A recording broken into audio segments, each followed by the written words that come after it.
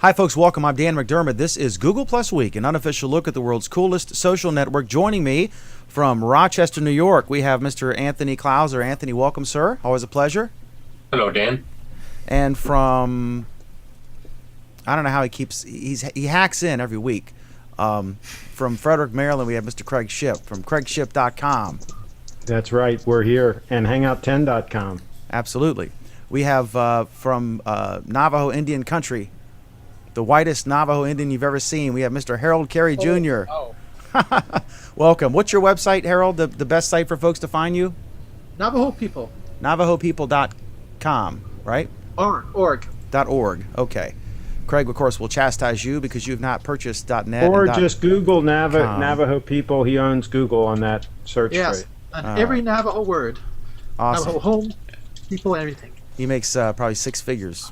But he gives it all to the Navajo people. Just kidding. Okay, Jeff Zayas in California, the San Francisco Bay Area. We'll be talking about that. He's a big airplane enthusiast. Can't get enough of him. Yeah. He organizes the annual air show out there every year. In fact, we have Fleet Week going on right now with the Blue Angels, and I got my little laser light working. I rode in. Have you seen the Blue Angels show? Yeah, I have. I rode in the what do they call it? The F-15s? The fat plane. C-130? The C-130. I was in it. They take the media up, and remember they got in trouble in Lynchburg, Virginia. They flew too low, and the head of the Blue Angels ended up resigning because it was a safety issue, and he flew too low. I was in the plane that day in Lynchburg. Wow. And you probably told him to fly low, didn't you? I wanted to get a good shot. See? No, I'm kidding. But anyway, Jeff, it was epic. I was in the plane. It was, I swear to God, how I didn't vomit. I thought it would be this peaceful. This is totally not it's technical, I guess, because there's some technology in a C-130, I guess, vintage, albeit.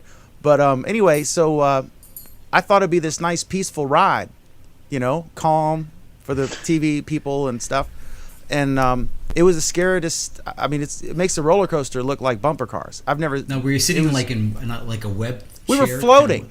We were floating around the plane. I've never seen. I mean, because I thought it'd be this nice scenic vista, right? And then they're like, strap in, and then they're screaming, and the crew's there, and at one point they looked at the guys came over to me. Are you okay? And I was like, yeah. My eyes are like over here. And the guy was literally floating around the plane. But what they do is they're demonstrating how rapidly the thing can take off. So it takes off like a rocket ship. Then it flies sideways. And then they want to show how they land in a combat zone. And so they come in like this. And then they I think they do this every night at your airport, which is one of our topics. But then they plummet down to show how they can fly really high, then just completely come down like this, and then land quickly so they don't get shot. And the whole time we're floating around the plane, slammed against the ceiling. It was epic. I mean, it was, thank God I didn't know ahead of time what they were going to do to me, or I would have never gotten on the plane. You're spoiled by your G5. You're used to the luxury private jet. Yeah, right. Well, I don't like to brag. Okay, and then M. Monica is here. Monica, I forget where you are. I always ask you. I am in the Denver, Colorado region, and I run the Google Plus Book Club on here and also community support, and I help out with another few pages. The Google Plus what? Club? Book Club. Foot, as in? Book. Book as in as in literature. Excellent. Literature. Excellent. I'm a literature enthusiast. Excellent. I also enjoy tech. You enjoy tech, of course. Indeed. Yes. You can find her. Just go to Google Plus and look for M space Monica, and there's only one. You'll see her, and she has a purple pillow. She's the one with the purple pillow. That's right. Okay, so let's begin. Now that we've lost all of our viewers, Oracle. A couple things in the news. Oracle has appealed a ruling in a lawsuit over Google's use of Java, and a judge declared that the APIs used in Android are not copyrightable, and they sued I think for $1 billion or something crazy, and the judge, no, and made them pay Google's expenses, and so they're appealing, which was expected. Not a big deal. As I said, we've covered this extensively in the past. There's a new thing from the Washington Post. It's called The Fold. And what's interesting about it, it's a daily news program. It's got sort of a young host, and it looks kind of like a news show like you'd see on PBS or NBC, CBS. And it's free. They're going with Google TV, which is really interesting. It'll work on certain Android devices. I would suggest that Jeff Zayas could try it on his Nexus 7, but he just returned that, and we could talk about that in a little bit. But it's neat. So check it out. I think you can watch them online as well on the web. But every day they're going to come out. There's a mid-morning report that's like a minute, and then there's a 5-minute. I forget. So it won't work on iOS yet? I guess not. Okay. Or I guess you could look at it on the web on iOS. If you go to WashingtonPost.com, you should be able to find The Fold. And I think it's great, Craig, because we are so many of these. I think most of the newscasts, they're not streaming yet. PBS, ironically, and we are going to talk about PBS and Big Bird and the debate and all that stuff at the end of the show. And it's going to be a good conversation because as soon as we brought it up, everyone started screaming.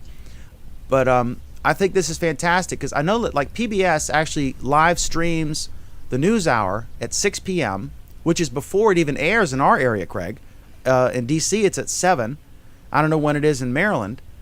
But I can actually watch it online before it's broadcast on their flagship DC station, WETA, which is shocking to me. And I love it. And the network newscasts, I think that they all put their shows online, but not live, right? So I think the more competition we can get, the more things that will force the traditional legacy broadcast networks to embrace the new platforms. You should be able to watch Brian Williams on your phone in your car. But again, we've kind of talked about these things. The problem is that the old dinosaur media cannot embrace the new because the new, by definition, replaces them and makes them obsolete. Unless they embrace it and figure out how to monetize it, right? But they can't because their overheads are too high. See, the whole point of the new media is it's efficient, it's lean and mean. Shows like this, for example. That have very low overhead, that maybe have a limited audience, but if you take this show times 100,000 shows like this, now all of a sudden in the aggregate you've got a huge audience that's going to eat into the traditional audience that these legacy old media companies have. It's just not, their model is just not sustainable in any way, shape, or form. They would have to totally revamp and overhaul everything they're doing. They'd have to fire 95% of their people. It's just not doable. So they're going to all go away. The thing is, Craig, I hear you. The thing is, maybe they'll evolve. That's the thing. That's the thing, Monica. That's the evolving. They can't. Well, but eventually, Craig, here's the deal. Eventually, we know evolution does favor the fittest, and I think the fittest will survive and adapt to the new technology. This has been the case always in the past. But they're not fit. That's the problem. They're huge. They're dinosaurs. Eventually, Craig, we know that there will be quality news programming, as there is now from PBS and the Washington Post. I mean, they don't have well, I guess they do have correspondence because, of course, the Washington Post, has reporters in the field, right? They're the Washington Post. They closed a lot of the bureaus, as we've seen the sad decline of that once great newspaper. It's still a great newspaper, but it's not like, New York Times in terms of their impact. How do they fund it, though, Dan? I mean, PBS is public funds, and if they can continue to get public funds, then they can probably still survive indefinitely. Public funds and donations. Don't discount the donations. Exactly, but how does like a Washington Post survive when all of their advertisers will flee them because they don't have any viewers or readers? How do they support that behemoth of overhead that they have? Craig, discount the fact that advertising could also take place here with successful shows. It is very, very possible that with successful shows, you could have advertisements taking place on these shows. But they're not going to be here on these shows. That's No, the whole But point. they could But- very well if they but have Craig, successful Jeff, shows. Jeff, if you go to like ABC.com or any of those other anywhere, and you want to watch an old episode or something, they actually toss in commercials in there. They actually have them in there. So, I mean, they have the technology to do that. So why not have the technology to just go ahead and put them in there while it's live streaming? They'll be able to do it. It could be a ticker. It could be whatever they're going to do. I mean, they have the technology. They can do it. But why would people go there and watch that when they've got thousands and thousands of other things to choose from? And how many people are going to go there and watch that? That's the big. Why I do have- people I have a watch great the example shows for you. they watch now? I have a great example. When I travel in my RV, which I'm not, this is not I'm promoting my RV today, but I watch Channel 2 News that streams live. I want to see my local news even when I'm on the road. I can't get that. I'm out of that market. It's not going to be played in where I am, but I want to watch it. So, there is a desire to see. A lot of people like local news. You want to see the burning the bill down, the guy, they're on the hunt for this fugitive, or the story about the And drama I think in the they'll be able to schools or get whatever. that. I think they'll be able to get that, but I don't think they're going to be getting it the old ways. Is my point. Well, I don't it think- I'm not, But I'm those not- people are good at telling those stories. What they've got to do, and they're not there yet, but they've got to figure out, Craig, a way you can have a really talented reporter who digs into the scandals in City Hall and can deliver that content to the people in a way that can afford to pay him. Somewhere there is a way to do that. And we haven't figured that out yet, because there's no money in YouTube unless you're one of these top 5 guys. You and I know a way to do that, but we won't tell them. But the point is, they're not going to do it because they don't want to lay off a whole bunch of people, and they don't want to operate lean and mean and efficient like you are in this show right now. Eventually they're going to be forced to, and that's what things like this do. If the Washington Post can put out, I mean, HuffPost is live, is good, and we're going to have their guy on. He couldn't make it the last couple shows. He was out of town. He was moving to New York. But the HuffPost Live thing is basically it's commentary talking heads, like Fox News Channel or MSNBC, Fox News Channel in the evening and MSNBC. It's not hard news reporters out in the field. I was looking at the rate card because I'm the White House correspondent for our newspaper, so I'm on that list of emails and I get all this stuff.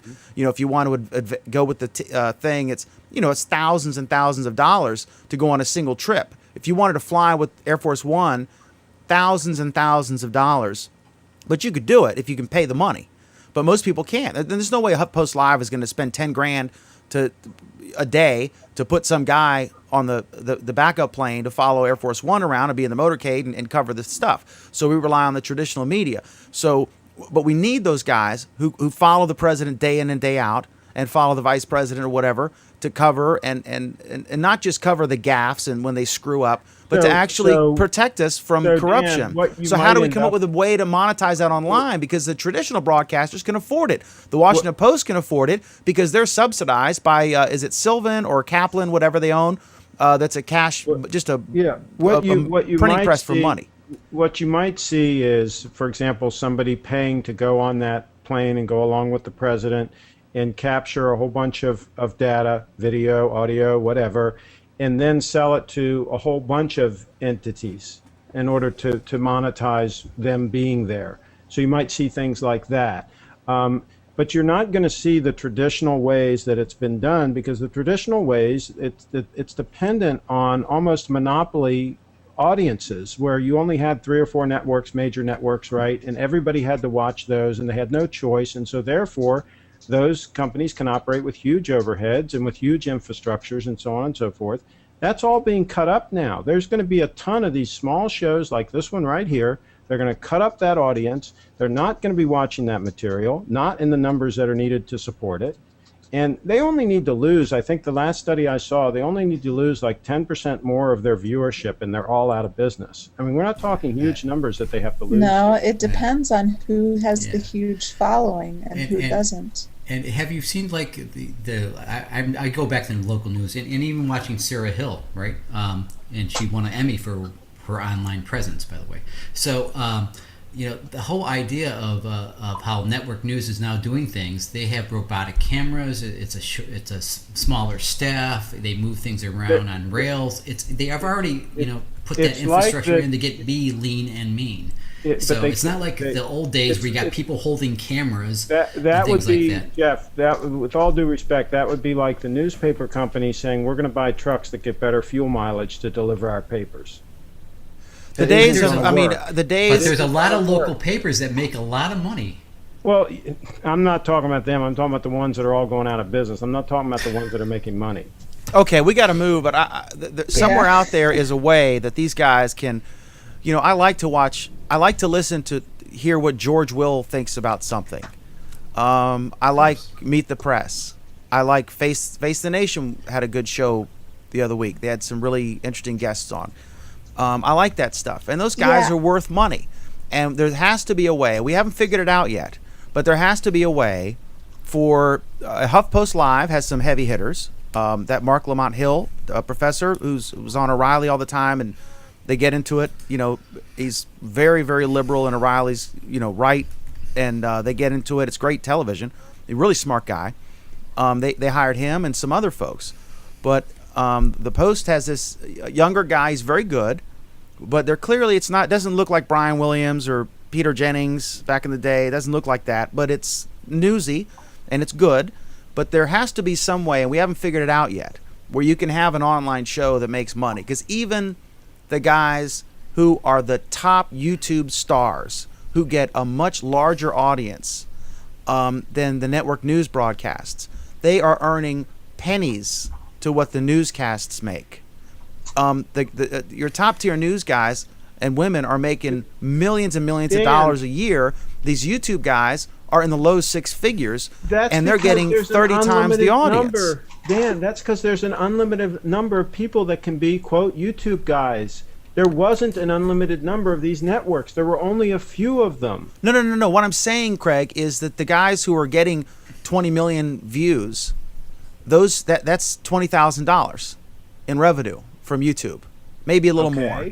Okay. Okay. That is what one station would make from a network newscast, because there's just more money to be made. My point is this, Dan. YouTube does not have to pay them very much money because there's going to be a gazillion other people submitting content regardless. So They how do don't you have to afford dole George out a lot of Will? money. How do you afford David Gregory, George Will, Brian Williams? How do you afford to send the guy on Air Force One at $10,000 a day? How do you do that? You can't. You don't. That's Those the things problem. are going away. So we're just going George Will to, boy, will imagine build if the his own politicians brand. don't have any reporters covering them. George will build his own brand, which he's already done. He'll write books. He'll do speeches. But who's going to cover the politicians? Who's going to keep them as honest as they could possibly be kept? That's the problem. There has to be a way to make money doing that. We don't want the government subsidizing it. We'll get into that. I mean, journalism is expensive, and this It is is. part of the problem with the paywall that the New York Times had to put up. People, kicked up their heels and said, "I'm not going to pay online to see the New York Times." But the problem is that you have to pay for quality journalism to send people overseas to report. Monica, who's going to pay for that? that's the question, Craig. Is We if have we people in expect to Syria. have unbiased Nobody. news. The answer is nobody, and therefore it's going to go away. But who's Craig, going to? though, But that's not the here's- solution. That's not here's the the answer, thing. Craig. What I'm saying is we have to figure out a way. Someone does. Whoever does is going to be a really rich guy, right?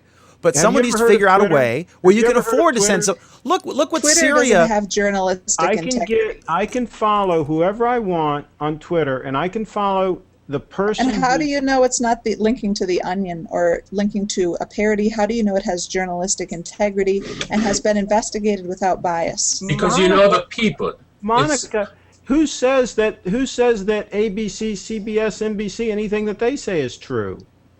I don't believe anything they say. I Because would these rather things have get been it direct. fact-checked.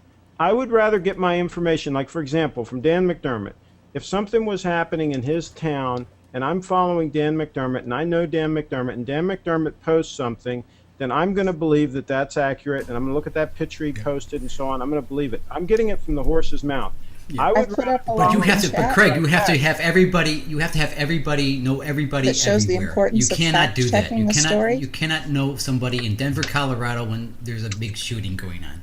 Exactly. You just cannot know everybody. So that's why you have to Twitter rely is on pretty good at network ferreting out news. false stuff and jumping all over things that are in there that are not true. They're pretty good about policing that stuff. Final question, Craig. In your fantasy land that you're expecting and hoping for, when all legacy media is dead, who's going to cover the president to keep him from being a complete crook?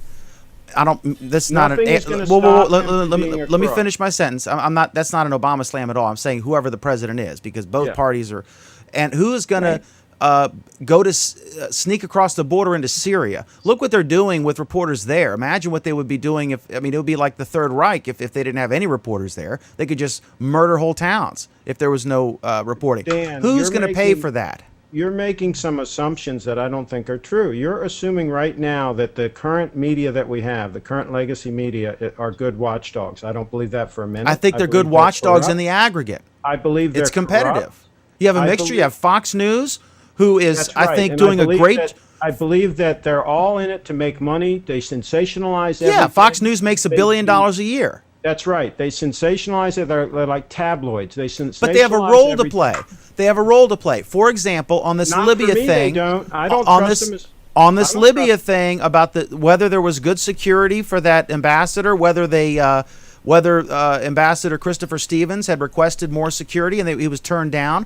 Fox News is leading the path as a don't trust watchdog. them. And I think that's a good thing. They're putting their feet to the fire, asking questions. I give and the them no liberals credibility. will ask, the tough questions when the Republicans need questioning. I think you need a very conservative Well, Dan- station. You need a very liberal but see, station. And you I need some think they moderate all stations. Sold out. I think they all sold out. They're trying to get the viewers. They're desperate. They'll do anything. They hype everything up. I've been in Florida when I've seen how they hype up hurricanes. So you don't think and the modern? everything You don't else. think there's any value in paying reporters to go cover things? Not if they're going to be totally dishonest. So all reporters are totally dishonest. All media Most outlets of are them useless. are now. Yes. Nowadays, I don't trust them. All right, we're gonna. I'll Well, then you shouldn't be. Then obviously, it's, Dan, I have an example. no argument. No argument's going to all right, real quick, sway you. Harold, and then we're all going to go to Canada. Go ahead, Harold. Okay. An example of how you would do that is I know not many of you like this person, but Glenn Beck has a method. What he's doing, he has 200,000 subscribers at $10 a month. That's $2 million a month. And he's on the internet. It's not a TV show. It's an internet broadcast like this one is. And basically he's bringing in 200 a month, 2 million a month. That's right. He's created his own brand, which is what people like George Will, you mentioned earlier, could do. You go out and you create your own brand, and he does public appearances. He does all kinds of things to leverage that brand. And a lot of people can do that, and a lot of people can do that even on a smaller scale than Glenn Beck. And I But think why that's would the you trust future. him? He's in it for the money. Why I would you wouldn't- trust I don't him? trust Glenn Beck, but I can choose. No, I'm just who I saying. use. You're saying anyone who makes money, you're not going to trust. No, I'm not saying that. You have said that. No. What I'm saying is this. All of these people can get out there and use these platforms and get their information out there. Then I can pick and choose who I trust. I've already said I trust Dan McDermott. I trust Michael Downs. I trust Monica. If Monica told me something was going on in her neighborhood there, I would believe her. Okay? And I right now follow about 2,000 people on Twitter, and that's where I get my news and information, directly from those people. If somebody starts posting a lot of BS that I don't believe in and so on, I unfollow them. Here's the problem with that logic, Craig. Yeah. Is like Monica is getting her news from a news source, and Michael is getting his What news if from. she sees it right there in her neighborhood? She sees it. Right, with her- and I'm sure she does see, things firsthand, and that she, says things firsthand. But I would suspect, with 90% of people, they get their stuff from news sources and they regurgitate it. Yes, and I have something to add to this. And There in is a closing, blog that Monica. every single person should check out. It is called Literally Unbelievable, and it is a Tumblr blog that shows screenshots from Facebook when they find The Onion, and they repost it onto their Facebook as real news. If you don't know what The Onion is, it is literally it's satire. Yeah. Anybody These are who would stories that no one should ever believe because they are badly and hilariously photoshopped. They're just crude and unbelievable. Like one story was about Monica, the death anybody of the who would have Sherpa lasted, who helped Neil Armstrong onto the moon. anybody And who would have, someone reposted that and actually thought that was true. okay, Monica- anybody who lasted this long into our show knows what the Onion is. I didn't. Well, I but see, didn't- we can't assume that though, because what if But- you have someone watching the show who's 13 or 14 years old and didn't grow up with the Onion, has no idea, they see it shared on the internet, is presented in a professional way. How are you supposed to know? Monica, Well, it Final- was a- final word. A It post was from a- the Our Onion education puts out- system is eroding. It was a rocky transition when we went from horse and buggies to gasoline automobiles. It was a very rocky transition, literally, for a long time. Okay? I'm not saying that this transition will be smooth, and I'm not saying that we're getting everything we want. Obviously, in an ideal world, we would have Walter Cronkite telling us at 6 o'clock every night the news, and he'd be totally honest, and we could believe it, and we could get it from him, and he would be the source, and he'd have an army of reporters out there that he trusts, that were his deputies, that are bringing the information right to him, and it would all be 100% accurate. We don't have that anymore, and even if we do have it, we can't afford it anymore because they don't have the audience that they had then to pay for it. So therefore, things are going to have to transition. It's going to be rocky, and we just have to figure it out. Okay, so we all agree. Next up, YouTube streamed the debate for the first time. They're going to do all 4 debates. There are 3 presidential debates, and there's a vice presidential debate. I can't wait to see Paul Ryan and Joe Biden debate. And, of course, the next one, there'll be pressure on the president to up his game after he had his ass handed to him Wednesday night. And so we'll see. And we're going to talk a bit about the debate at the Only end of the program. 48%. The results were about equal, by the way. I don't think we should be making assumptions on the show that appear not to be correct. If you look through the links which you posted, it says 48%. Compared to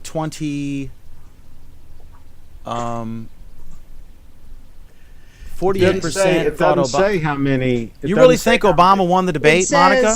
It says says 40 YouTube Live streamed the debate for the first time. 48% of viewers said Romney won. And if you do your math, that Well, I got means the wrong link in there.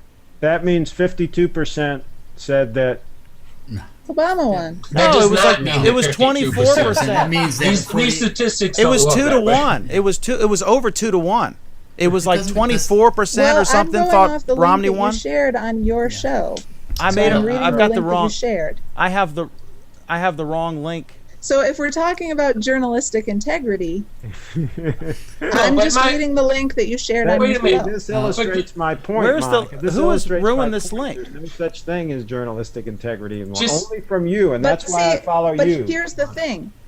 If we're judging, and this is so subjective, if we're going to say everybody thinks this, or 48% of people think this, how do we know this? Who took the Monica, survey? Google did a survey. Listen to me. Google did a survey. 48% of the people said that Obama won. About 24% or 27% or 20 something said that Romney. I'm sorry. 48% said Romney won.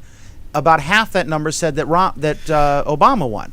And I then just put the another wrong percentage link in the said that document. They had no idea. This It's doesn't just- match up with what you wrote on the document. I'm though. conceding the link is not there now. I can't find it. Well, it But, does say. but that's all right. 48% Let's said go Romney on. won. It If just you doesn't think say even how many said nobody that thinks Obama won. nobody thinks Obama won the debate, Monica. I mean, come on. Okay. Maybe 5%. Oh, even excuse me. I beg to differ. I have heard many people say the opposite. on Mars, did the rover? Obama's people all say he won. No, he was making. Oh, for example, I just put this link in the story that says the fact checkers have a field day after the Obama-Romney debate. That's not It's at just all that related to nobody what I'm has talking bothered to about. Look through That's and irrelevant to read what I'm talking about, the Monica. number of lies that were blatantly and very few Well, people. hey, let's just do a straw poll of the contestants or the people on the panel who believe who won. How many people That should think be a that good Romney won the representation, debate? Right? with an eroding system. Craig, who won? Obama.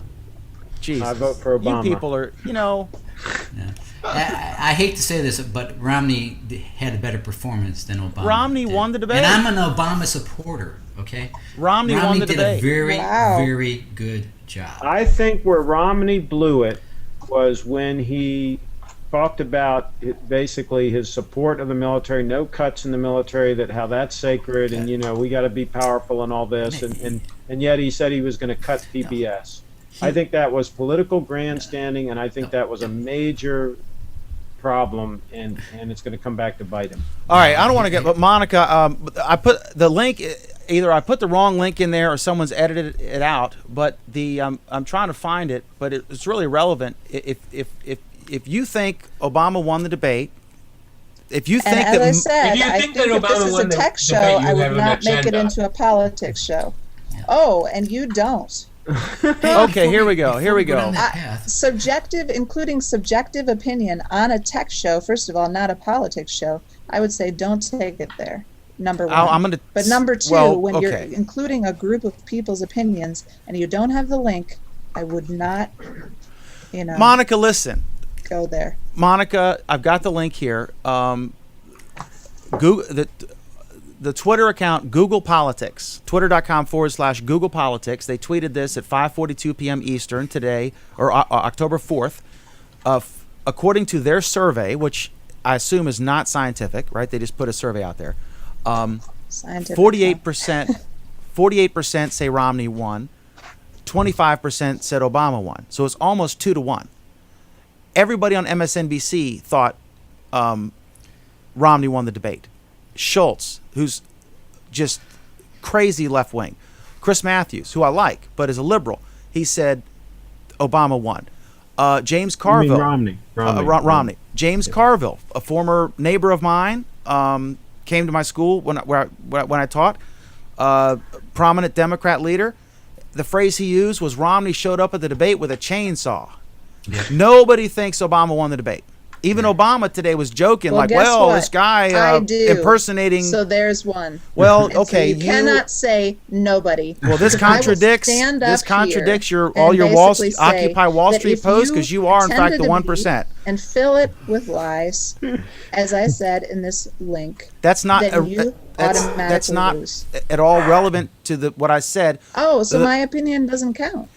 Whether either politician said factual inaccuracies, and I assume both did. Okay. Yes. That does not Both at all. of them did have factual. That is irrelevant to factual my statement inaccuracies. that X% thought one person won or lost the debate. Yeah, That was what I was talking about. discussing, Monica, was the opinion. The survey of from people that Google watch. says 48% Yeah, thought but Romney. you cannot say. You also said, and I heard you say this. Nobody thinks Obama won. Obviously, you and 5 other people in America think that Obama won the debate. That's fine. Well, You're my entitled to your point opinion. is don't But the group overwhelming everyone together when you consensus. don't know. Well, the overwhelming consensus is that Romney won the debate. Romney had a good night. Yeah, Obama had a bad night. There's a that's a fair. CNN By the graph way, in your- Monica, that is a fair statement. The Click on that overwhelming link. consensus. And a lot of people never thought Obama would become president of the United States either. And I'm going on record right now saying he's going to be reelected. Oh, I agree. Like that. I totally agree with that. I firmly agree that He Obama lost the is going debate. to win. He was trounced by the debate, right? And I say he's going to win the election. Therefore, he won the debate. Yep. If he wins Okay. the election, the whole goal of the debate was for him to win the We're getting election. way True or off false? topic.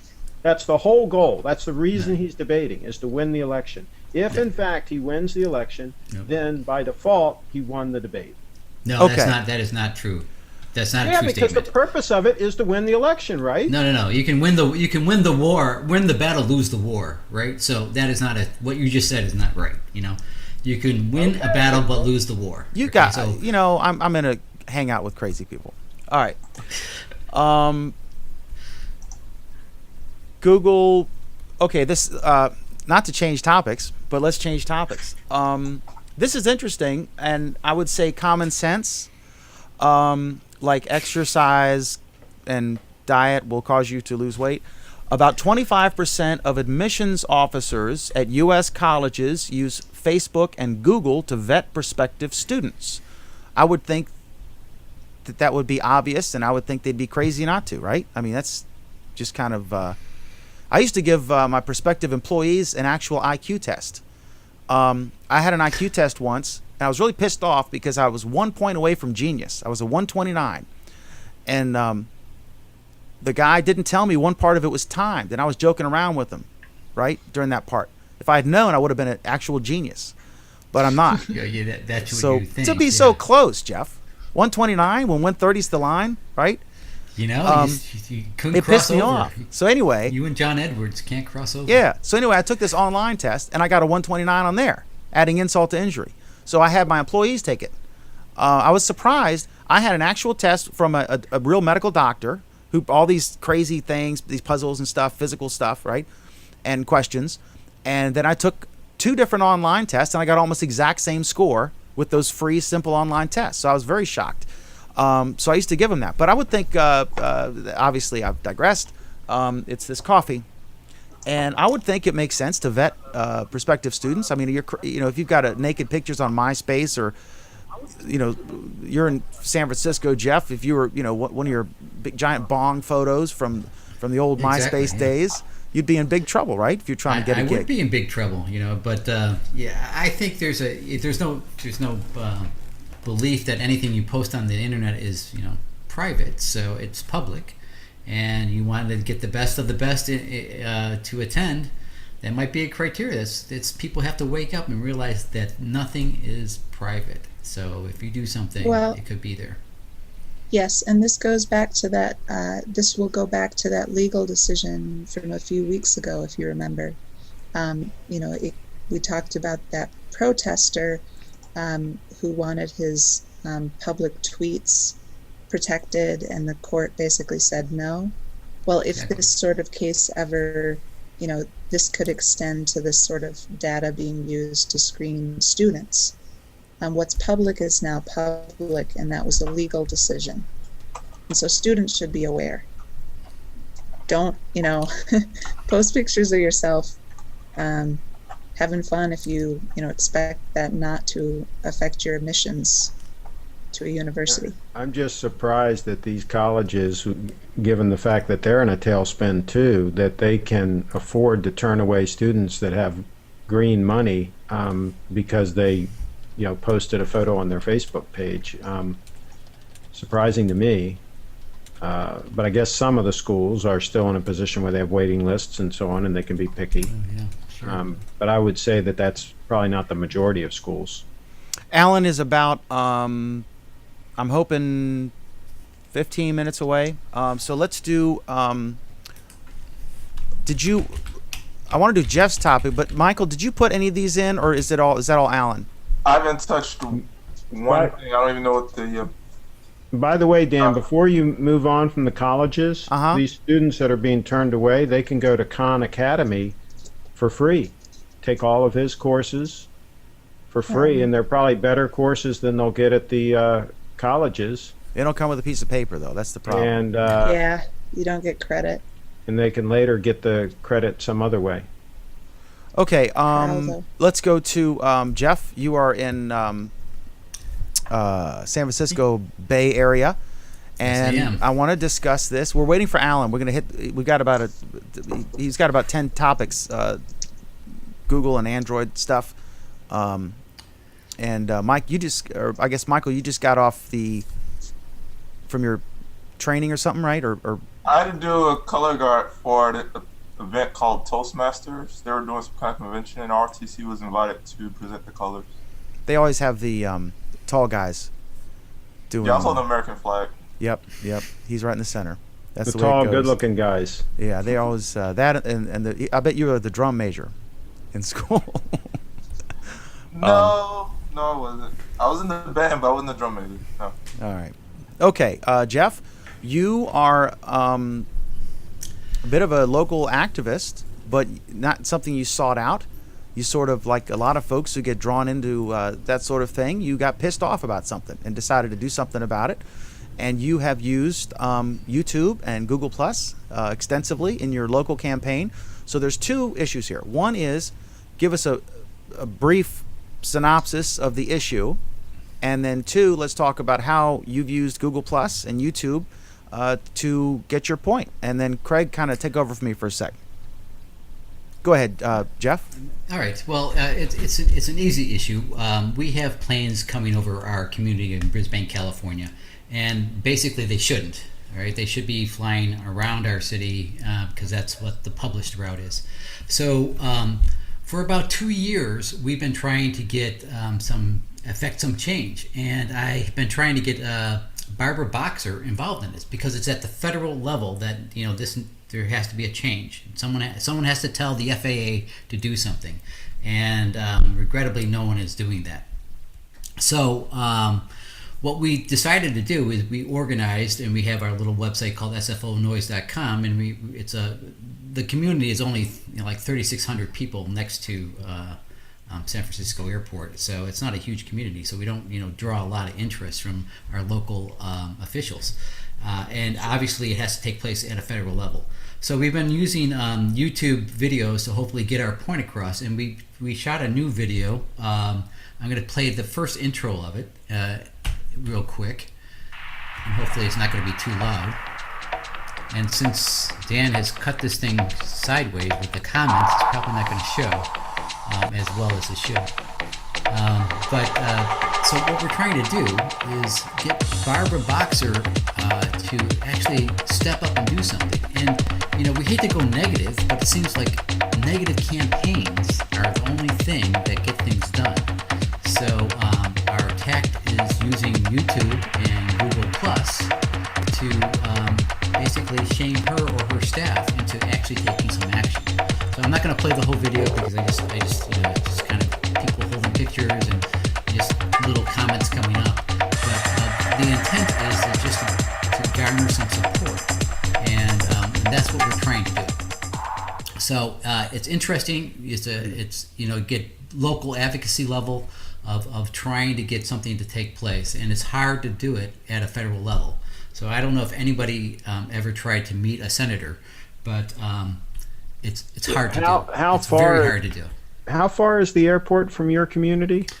The airport from our community is about 6 miles, but the route that the planes are supposed to fly, they're supposed to fly around the city. They're supposed to fly around to Candlestick Point and go over a different way. And what happens is it's basically turned to a habit and custom by the air traffic controllers to just say when the plane reaches 1,600 feet, they can make a left-hand turn. And so they're not even following their own guidelines. No, they are not. But they have they have the ability to do whatever they want. If they did follow their own guidelines, how far would that take them away from your community versus where they're flying? They're flying right over your community now? Well, yeah, they are flying over our community, but it would take them over Candlestick Park, and they would be like at maybe 5,000 feet before they swing left to go down the coast, and maybe higher, maybe 6,000 feet. So high. Would they still fly over your community, but at a higher altitude? They would still fly over the community, like over the backside of. We have a little mountain here, San Bruno Mountain, that they would fly over. But again, they would be at a higher altitude, and we would not. It would not be as. So they would be at what, 5,000 feet then, as opposed 5 or to 6, I would imagine. At that and right point. now they're at like 1,600 when they come over your place. No, they're as low as 2,100 feet, and some up to 3,000. Yeah, but there's a mountain. I live right next to San Bruno Mountain. That's that's almost 1,600 feet. So in case of a catastrophic error, so they're not clearing that mountain by a whole lot, is what you're saying? No. And the federal, and I basically, I really educated myself on how this whole thing works because I had to, right? And what we're trying to do is shame Barbara Boxer a little bit to actually get involved and do something. And how do you do that? How do you reach? Well, it sounds like you're doing a good job. So let me just make sure I got this straight. So what they're doing now is they're getting up to a certain point, and the air traffic controller is saying, okay, go whatever way you want? Basically, yes. That is that is basically it. What they're saying is when you reach 1,600 feet, right, before the planes would have to, for them to reach 1,600 feet, they would have to fly 4 miles out from the airport because of the technology of the planes and the engines. It took them 4 miles to reach 1,600 feet. Gotcha. But now today's aircraft can do it very, very quickly. And so whenever they reach that threshold of 1,600 feet, they just let it up to the pilot themselves to execute the maneuver. So wow. So they are executing it basically 2 miles out from the airport and then flying over our city, and they're lower at that point. Couple questions, but Jeff. Again, the issue, the real issue is how do you affect change at a federal level when you're a small community? Does the local community have any say, or is this purely a federal No. issue? It's a federal issue. It's and then obviously it's like if you wanted to talk to the FAA and tell them I don't want this plane to fly, they're not going to listen to you at all, right? Is there an official complaint process? Like there's a Yes. postal board of inspectors. You can file a complaint with the postal board about something. Here's the deal. There is it's basically even though we have local laws, right? Local state laws and county laws about noise and all that stuff it's thrown out the window because it's Interstate Commerce Act of 1974 allows only the federal government can actuate the movement of planes, federal airspace. Okay, now no matter what you do, you can't do anything. Okay, let's move to Hey, how Jeff, you're. Go ahead, Monica. I've noticed that there's this trend that involves aviation. It's like the TSA, aviation, all these things. It seems like no one can stop them. Like whenever these lawsuits It's come called up. big federal government. Exactly. That's what we've got, a big, powerful federal government, and good luck stopping them. Jeff, if folks want, I want to transition to how you're using Google Plus and YouTube to be an activist and get the word out. But if folks want more information on this on this issue, what's the website? What's the best way to get that? Yeah, it'd be sfonoise.com, and then we have all the information there, and then you can call Barbara Boxer as well, which was on the website. Have you gotten any response from her staff? We have. In fact, I was working with their staff for a while, but once you start questioning what they're doing, they shut down, and they actually hung up on me. So, and now they don't respond to any emails or anything like that. So they're not. What about local? Could you find get her list of donors? I'm gonna some strategy thing because I'm a former political operative when I was a kid. And have you talked? So I've no dog in this fight. I don't. I'm not impacted. I don't live in your echo chamber next to the airport in the mountain. Have you talked to her donors and called them up? Local donors, because that's public information. What we have done is I've actually met with our Congresswoman, Jackie Spear. I met with her like 5 or 6 times. So they're actually engaged in this process, and we've met with the Western Region FAA, and we've made a little bit of progress. But to really get something, to get a senator involved, to really affect change, is only 50 senators, right? 50 states, 100 senators. So that is totally different than a congresswoman. What about the mayor of San Francisco? Who is that now? That's the Ed Lee. No, that's he doesn't care. Yeah, no, I met with the director of the FAA and all that stuff. So it's kind of like you met with the director of the FAA. I'm sorry, the director of the San Francisco airport. And they basically say, we don't do anything with how airplanes travel through airspace. They just kind of throw up their hands, like basically, it's the same thing as a gun, gun lobby. Hey, we don't kill people, we just make guns, right? And if they don't have the power, he's being honest. He doesn't have the power. It's a federal issue. I mean, they can't regulate that. They do have the power. They can. No, they contact charge the for airlines. parking and hangar space, and they fuel the planes, and they run the air show every year and all that. But they can't tell the FAA what to do. Here's the deal: if the airlines can shave 2 minutes off their flight, they save more money in gas and fuel than anything else, and any fine. And of course, this gets to the other issue that the FAA is an advocate for the airline industry, while at the same time responsible for the regulations. So that's a bit of a conflict there. It's like having a restaurant self-police its health code. And we can segue with Greg's opinion about how trusting network news versus local let's not advocates here, but it's the same thing. The only way we can gather any kind of impetus is because we were actually on the news. We have to keep up the pressure. And it's about local pressure from a grassroots organization, and that's what we are. Now, you let's talk local pressure. Let's talk how you're using. You played a YouTube video earlier, and how has that helped spread awareness or cause more people to get on your? Do you have meetings? I mean, is this like you with a megaphone, or is this 30 people, or how big is your group? We have probably, it's a very small group. It's only about 10 to 15 people that are really active and doing something. And then everyone else just says, rah, rah, rah, run up that hill, they don't have the time to do it. Yeah. So that's how it kind of works. So what we're trying to do is, get people to tweet at Senator Boxer this video, or email Senator Boxer about this video, or call about the video, and say you want some involvement. Do you go to the local media? Do you go to the local media?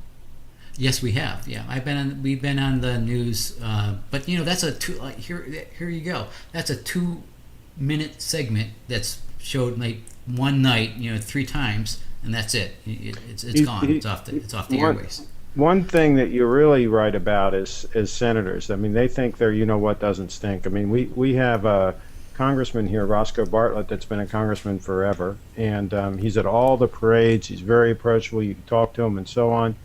I never see our senator anywhere at any of these events. They almost act like they're above. And it's written into their the conduct of ethics that they don't have to meet with their constituents. That's not required. I wouldn't be surprised. Well, it's a good way to not win if you regularly don't do it. I would put the pressure on the Congresswoman. I would if you make it too expensive for her to ignore, because they're not going to hang up on her. I assume No, she's done a good job. I assume she's a Democrat. If she's representing San Francisco, I'm just wild assumption. Yeah. Okay. Yeah, it's actually San Mateo County. It's not Nancy Pelosi. She's San Francisco County. Okay. So now, what about Google Plus? What kind of engagement are you getting there? We just started to post the videos up there actually today, or last night. So I'll be tracking it, and I'm just trying to get the word out, and hence just having people share the video or share the link that is out there, and I'll reshare that link again after the show, and just to get more people engaged in doing it. And it's a good little kind of experiment to see how long Google have you been works. How long have you been doing this? On this video, this is the first video that's targeting Senator Boxer. And I didn't notice, what date was it uploaded? I uploaded it yesterday. Oh, okay. So maybe you can give us an update next week. I think this is going to have an impact. Yeah, only if people share. Give it some time. Yeah, that's what it's about. I would. I'd go after the Congresswoman, because if you can get her on board, she will convince Boxer.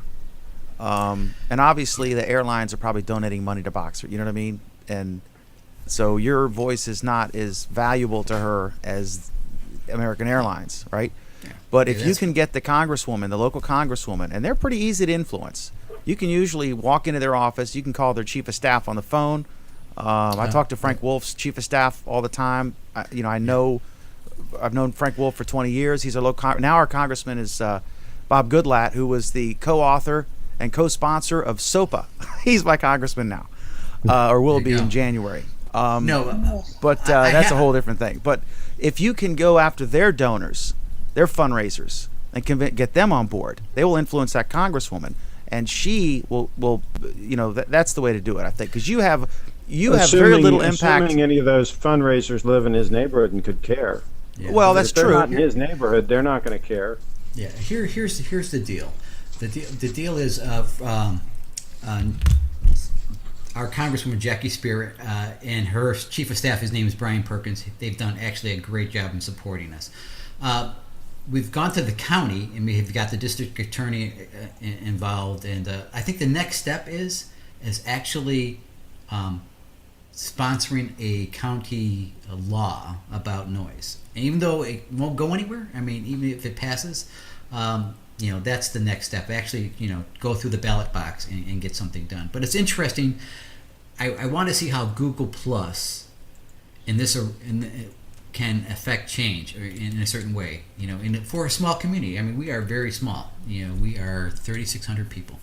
So, Okay. Googlers. I am in communication with Alan, who is racing home. He's not going to get a ticket, but he is. He will be joining us soon. Michael, I'm going to hit this last topic on here real quick, and then if you want to go over the tech list there and anything you want to weigh in on, we'll do that right after this. And then as we wait for Alan to come in, because he put most of those in there, whatever you're able to talk about. Okay, that's interesting. So, devil's advocate, real quick, before we go on, you voluntarily chose to move next to an airport, right? No, of course not. I'm not. What was there first? Here's the deal. Was the airport there, next or to an airport? Who predates? Yeah. I got it. I'm That's just what that's people the say. obvious Why do you question. live there, right? Why'd you move next to a freaking airport? Right. Well, but Dan, it sounds like they changed their turning procedure because They the did. planes can now gain the altitude faster to 1,600 feet. So now they've changed their procedure. So what wasn't affecting him before is now affecting him. And it sounds like they're not following their own guidelines as far as what they're supposed to be doing. Well, they're following the guidelines that they want. That's the deal. And then it's just individual people that are making a decision. I mean, it's these air traffic controllers going, "Hey, man, when you get 1,600 feet, turn left," and that's it. And they want to go on to the next plane. They don't want to deal with. Is this it. all They're gonna night? let I mean, is it like What? 9 to 5, or is it like 3 in the morning? You're all of a sudden awakened. No. It's constant throughout the day, basically. What about Because at night? there's over, I don't have the statistics in front of me, but there's like. Does it wake I you would up at say- night? Yes, it does. Okay. It can. Yeah. That's why you're a grouch, Not see? me so much. We have double pane windows, and in the way our configuration of the house is, we don't hear So it it's as much. affecting Google Plus Week. So It's now you affecting- do have a dog in this fight, Dan. You know what you could do to get, this would be you're just crazy enough to do this, Jeff. You could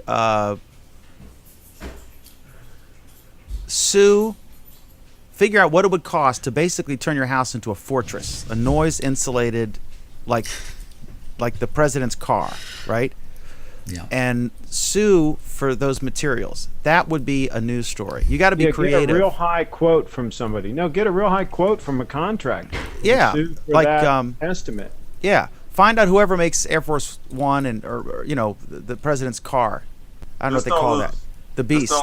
Then you got lawyer costs and court costs and all those other. No, he costs. could do it himself. No, He's he going to could just lose. sue him himself. He's not doing this to win. He's going to lose. He's going to, he's going to lose bad. I'm But doing this- his goal is to get media attention. Do something crazy Yeah. like that. That's a news story.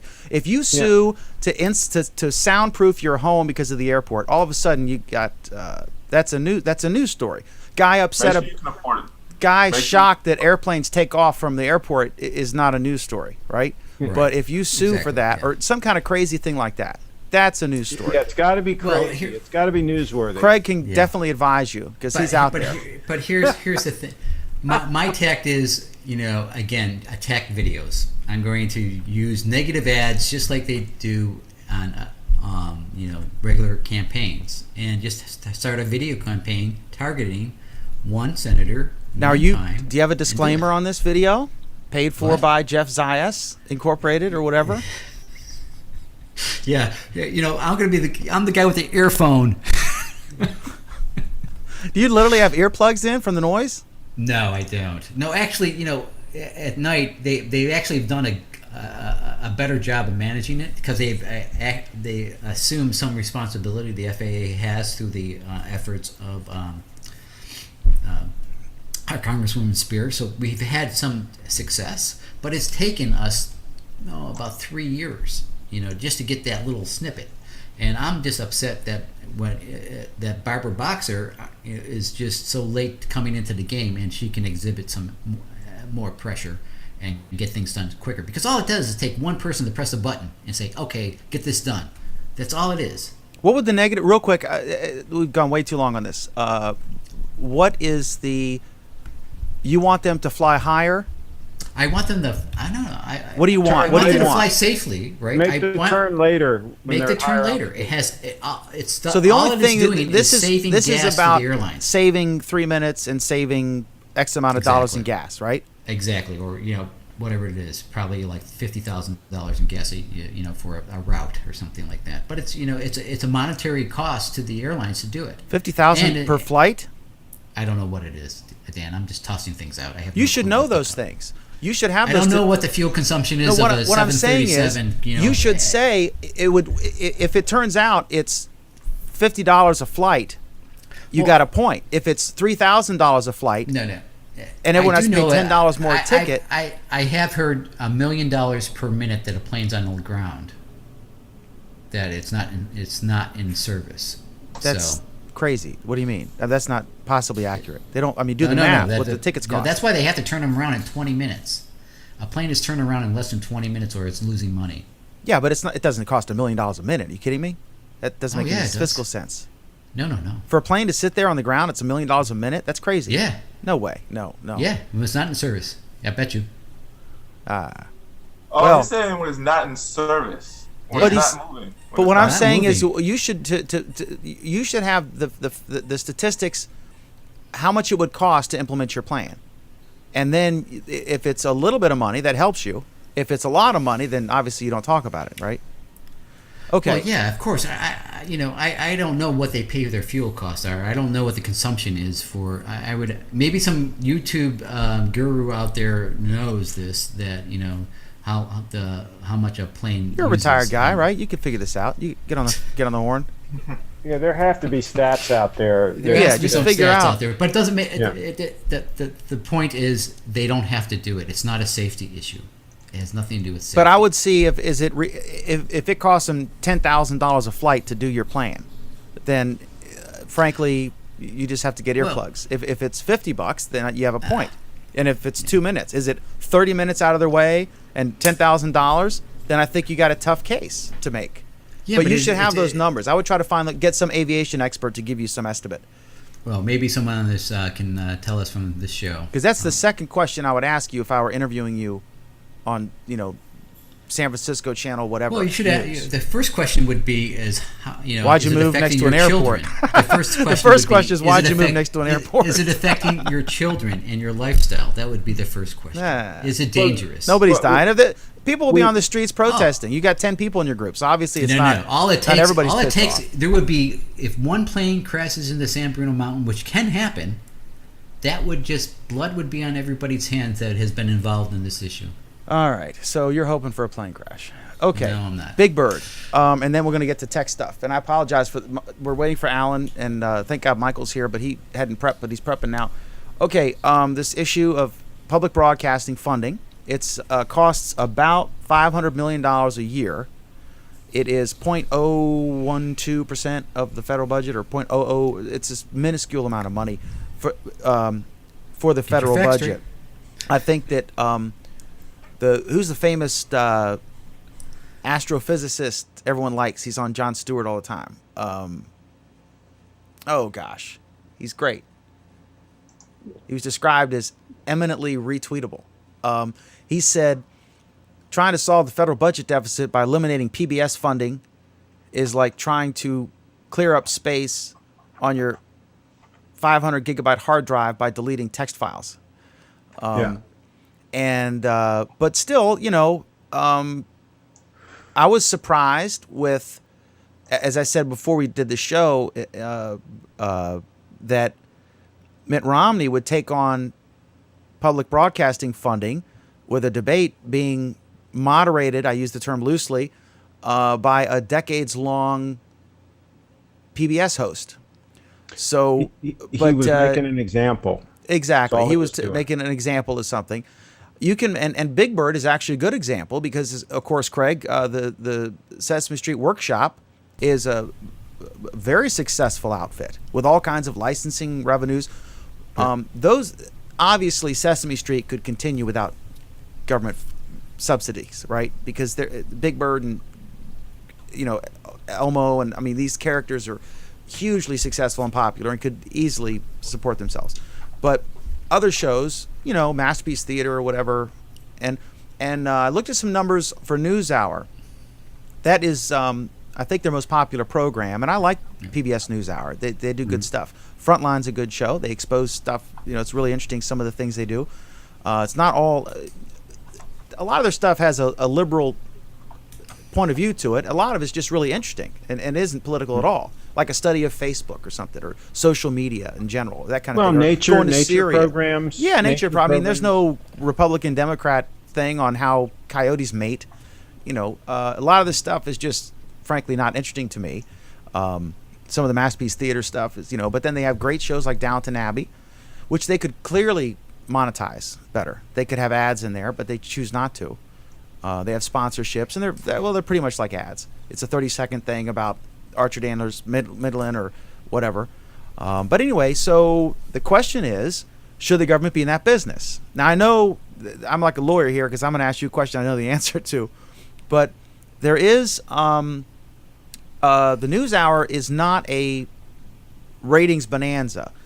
I think that the major broadcast networks get about a upper 4 to high 5 share. And NPR, PBS is that's pretty consistent, right?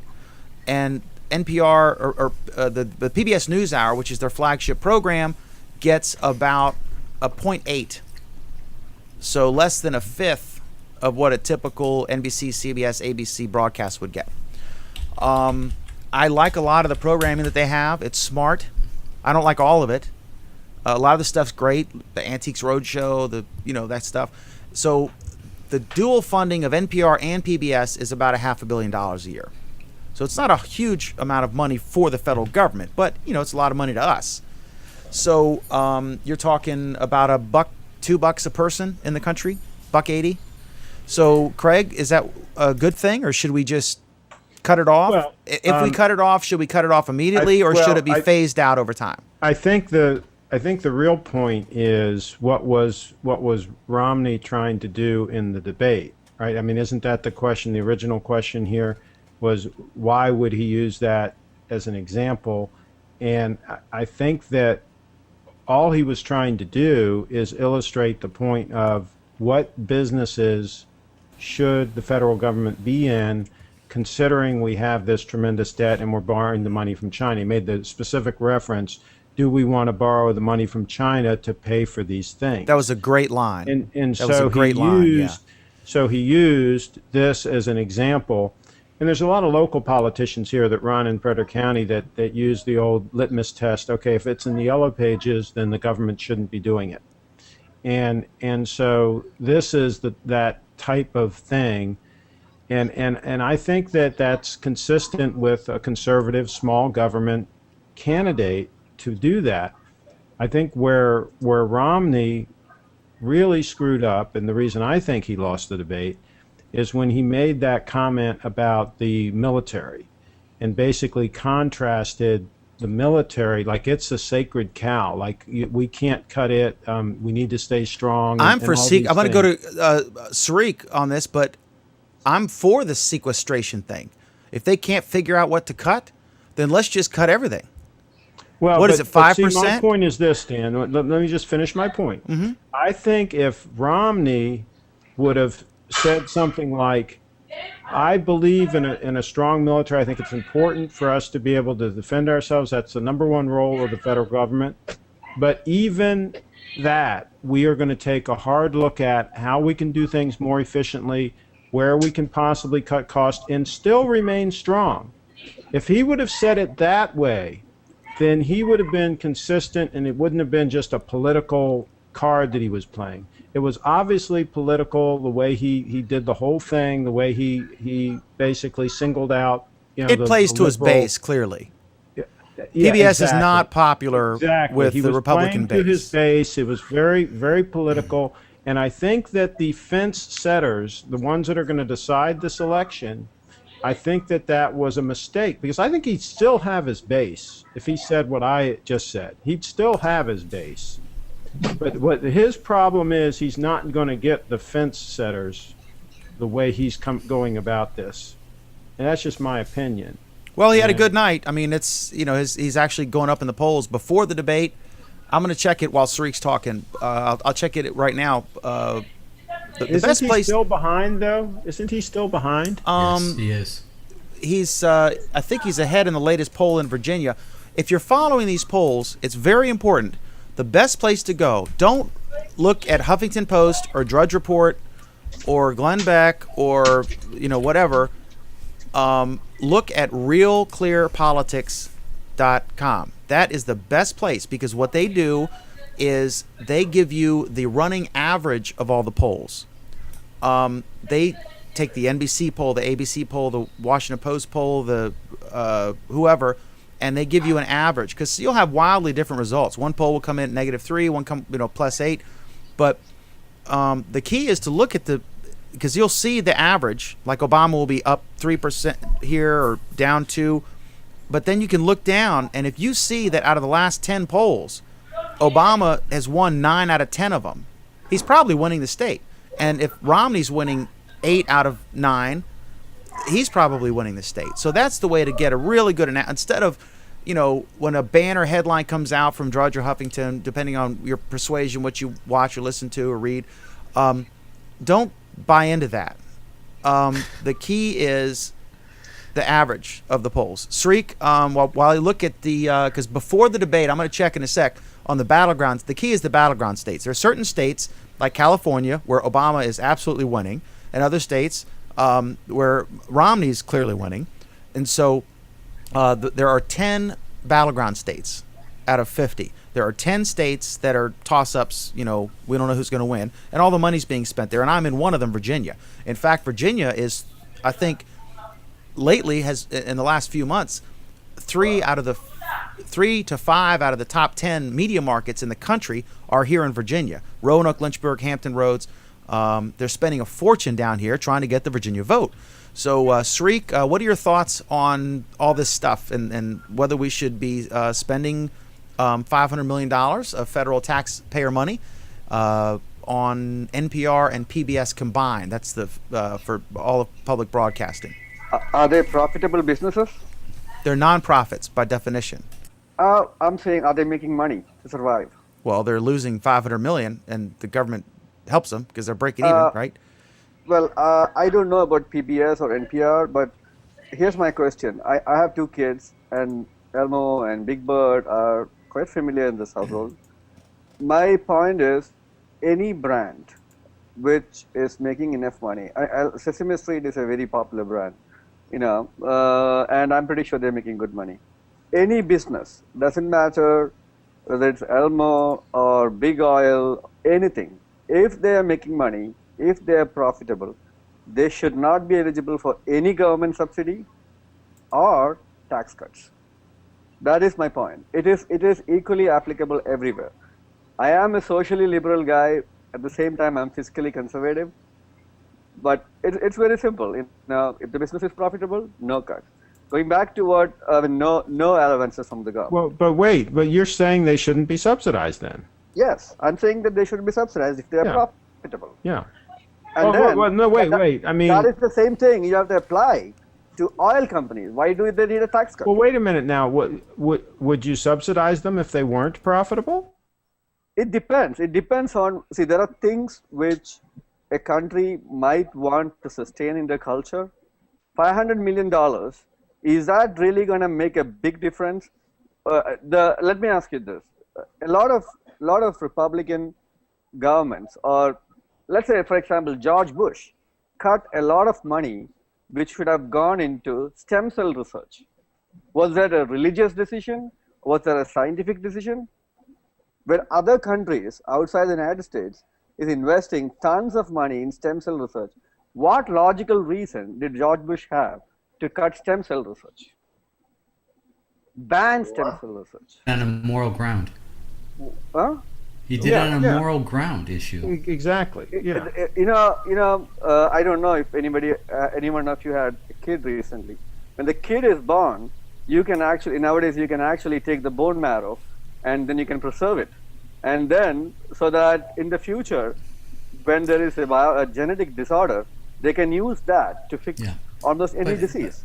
Yeah, but didn't I hate to say this, but didn't technology figure out a way to do it without embryonic stem cells? I'm not sure, but what I'm saying is, why stop research? Any type of research. Well, no, but I think the larger question is if you're saying if it's just happens to be profitable. I mean, what do you do with things like Voice of America, where you're trying to change other countries based on our propaganda? Well, we would say, well, we need to do that to present our viewpoint to other countries. So we will probably keep that in place. But why would we not keep in place funding public broadcasting then to our own people? Yes, so it's a very good point. What if somebody there are a lot of people. You have to look at the viewership or whoever is actually listening to this stuff. If there is a huge followership, and if it's a part of the culture of the country, and if it's $500 million is what percentage of the U.S. annual budget? No idea. It is so Nothing. small. Right. It is so small. So that's the problem that I have, is that people keep on saying, "Oh, PBS's percentage of the budget is so small, Right. so let's not cut it because it's so small." That is the most ridiculous argument I've ever heard in my life. Don't cut it because it's so small. There are so many other expenses. Well, that's my point. Yeah. You cut the small part, and you cut another small part, and you Why cut not another cut small the big part, and you part? cut another Why small not cut part. the big part? You eliminate a big chunk Why not cut the big part? because it's Well, not yeah. viable. But here's I but mean, didn't- That is but- the bullshit. Well, argument. wait a minute. I mean, how do you feel about defense spending aside? I mean, Why is that you can- US has but didn't- 25 times the defense budget of all the next 25 countries? Right, but this I'm keeps- paraphrasing. What is his name? I forgot. Aaron Sorkin. 25 other countries. Out of them, 24 are our allies. But my point here's is that this here's keeps on something that coming. Romney said. Here's something that Romney said. He basically didn't want to cut the oil subsidies to the oil companies, right? He said, that's been in place for years.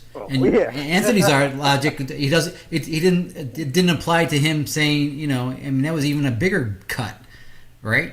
And he just said, Well, the argument basically, I don't go know ahead. how how much subsidies they get, but gas is high. We all know what would happen if they lost subsidies. They would end up raising the price of gasoline to recoup it because they can president charge being- whatever they want. It's not regulated. Any president being of blamed for course. the price of oil, unless he starts a war, it's total bullshit.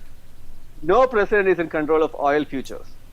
If they were, they would certainly be, because they'd be a hero if they could lower the price of oil. They can't control. They cannot. This is not in their hands. They can't control Like that. it- They like- can't control where Hey. the hurricane's going to land, and they really don't have a Mussolini lot of made impact on the trains run on economy. time. We can never blame Obama or Bush for oil prices.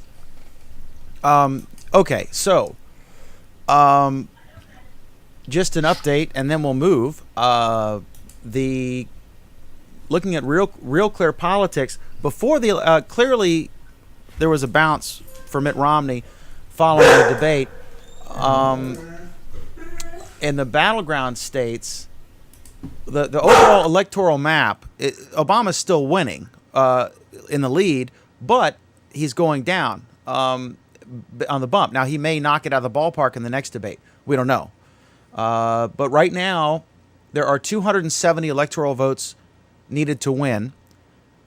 And the way they come up with those, it's the number of House members and the number of senators you have, right? So Virginia has 13 electoral votes because we have 11 congressmen and we have 2 senators. So that's 13. That's how they figure that out. It's a way to balance the tiny states and the giant states a little bit. So 270 are required to win. Right now, Obama is in the lead for 251 out of 270.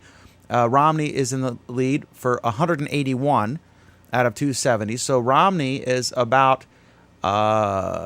90 below the threshold, and Obama is about 20 below the threshold. There are about 106 toss-ups. So if pretty much if the election were held today, if Obama won 20% of the toss-ups, he would win the election. He's currently ahead in 8 of 10 battleground states. He only needs to win 20%. He's ahead in 80% of them. So right now, Obama's clearly in the lead, but his lead is diminished. So he's got the negative mo, and Romney's got the positive mo after this debate. But that could be short-lived because, of course, today we got the jobs figures that came out. The jobs numbers,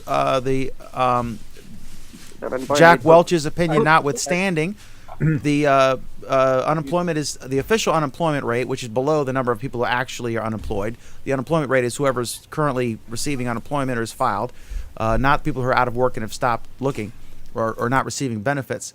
But that dipped below 8% for the first time since '08, right? So that's obviously very good news. And Wall Street closed very high today. As a result, and so there's some speculation that maybe Obama knew that this was getting ready to be released, and that's why. But I don't believe that. I think he just had a bad night. Dan, one of the things I wanted to is this: you're assuming that the polls are right.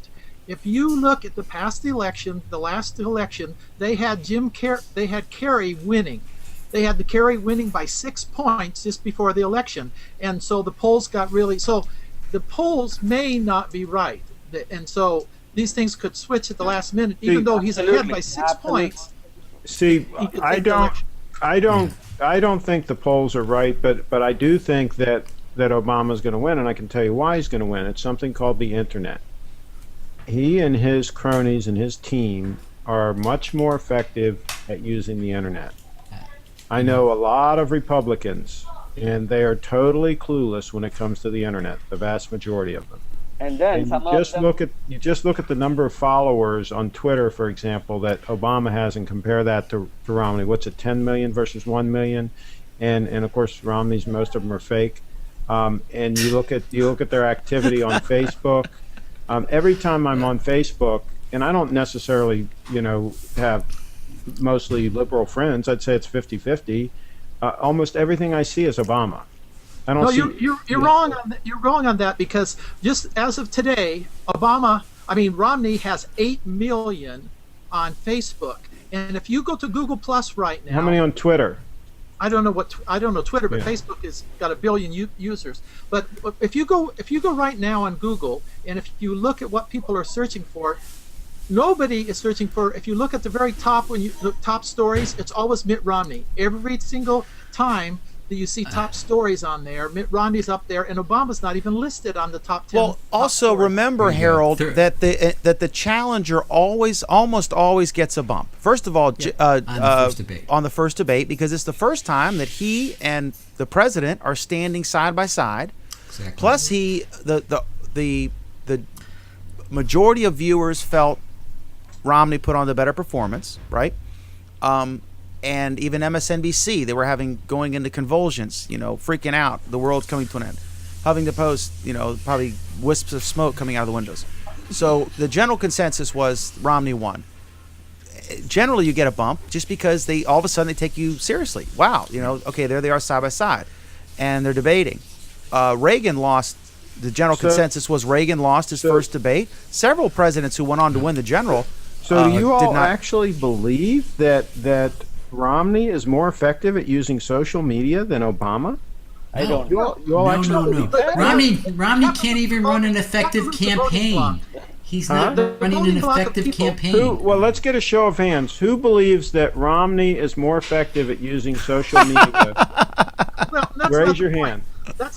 If you look, look at the demographics. The people who are going to vote are not on social media. Okay, but see, only 20% of the people who vote. We're talking about the swing vote. We're not talking about the people that have already decided that are going to vote for one or the other. We're talking about the people in the middle, the swing vote. And the swing vote can be influenced by social media, Twitter, Facebook, all of these things. And that's how he won the last election. No. A lot of experts. May I say one thing? Jeff. 30 days is an eternity in an election cycle. Yeah, we got 2 more debates, right? Yeah, exactly. We got to digest these job numbers.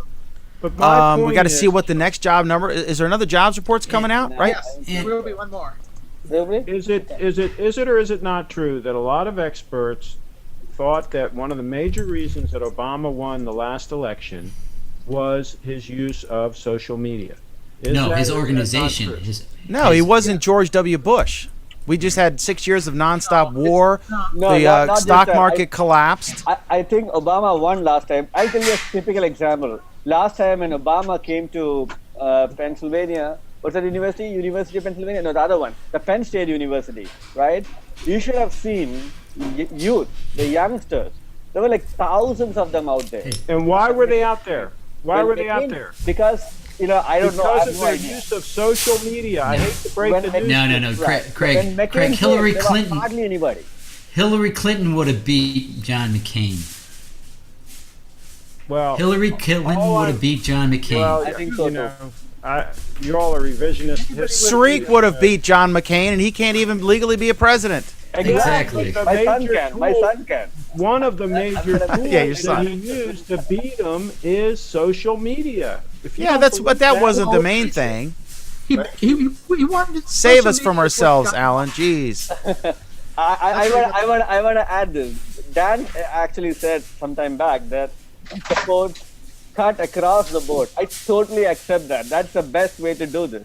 If they can't figure it out, cut everything. Well, What? yeah, Say that but again, never Sari- happens. What's You that guys noise? gotta Is start someone doing studying dishes? history. It never happens. Governments do not contract; they only get bigger. Look, read about the I'm not Roman. talking Read about about the Roman government. Empire. No, Craig. Syria is currently. Syria is not getting any bigger. They contract when they finally fail. I'm Yes. joking. I'm When they joking. I was finally being very crumble, facetious. I shouldn't joke about Syria. Okay, so we all agree on that topic as well. Excellent. Now let's get to some tech stuff. Michael, you're relaxing, buddy. Oh yeah, Um, oh yeah.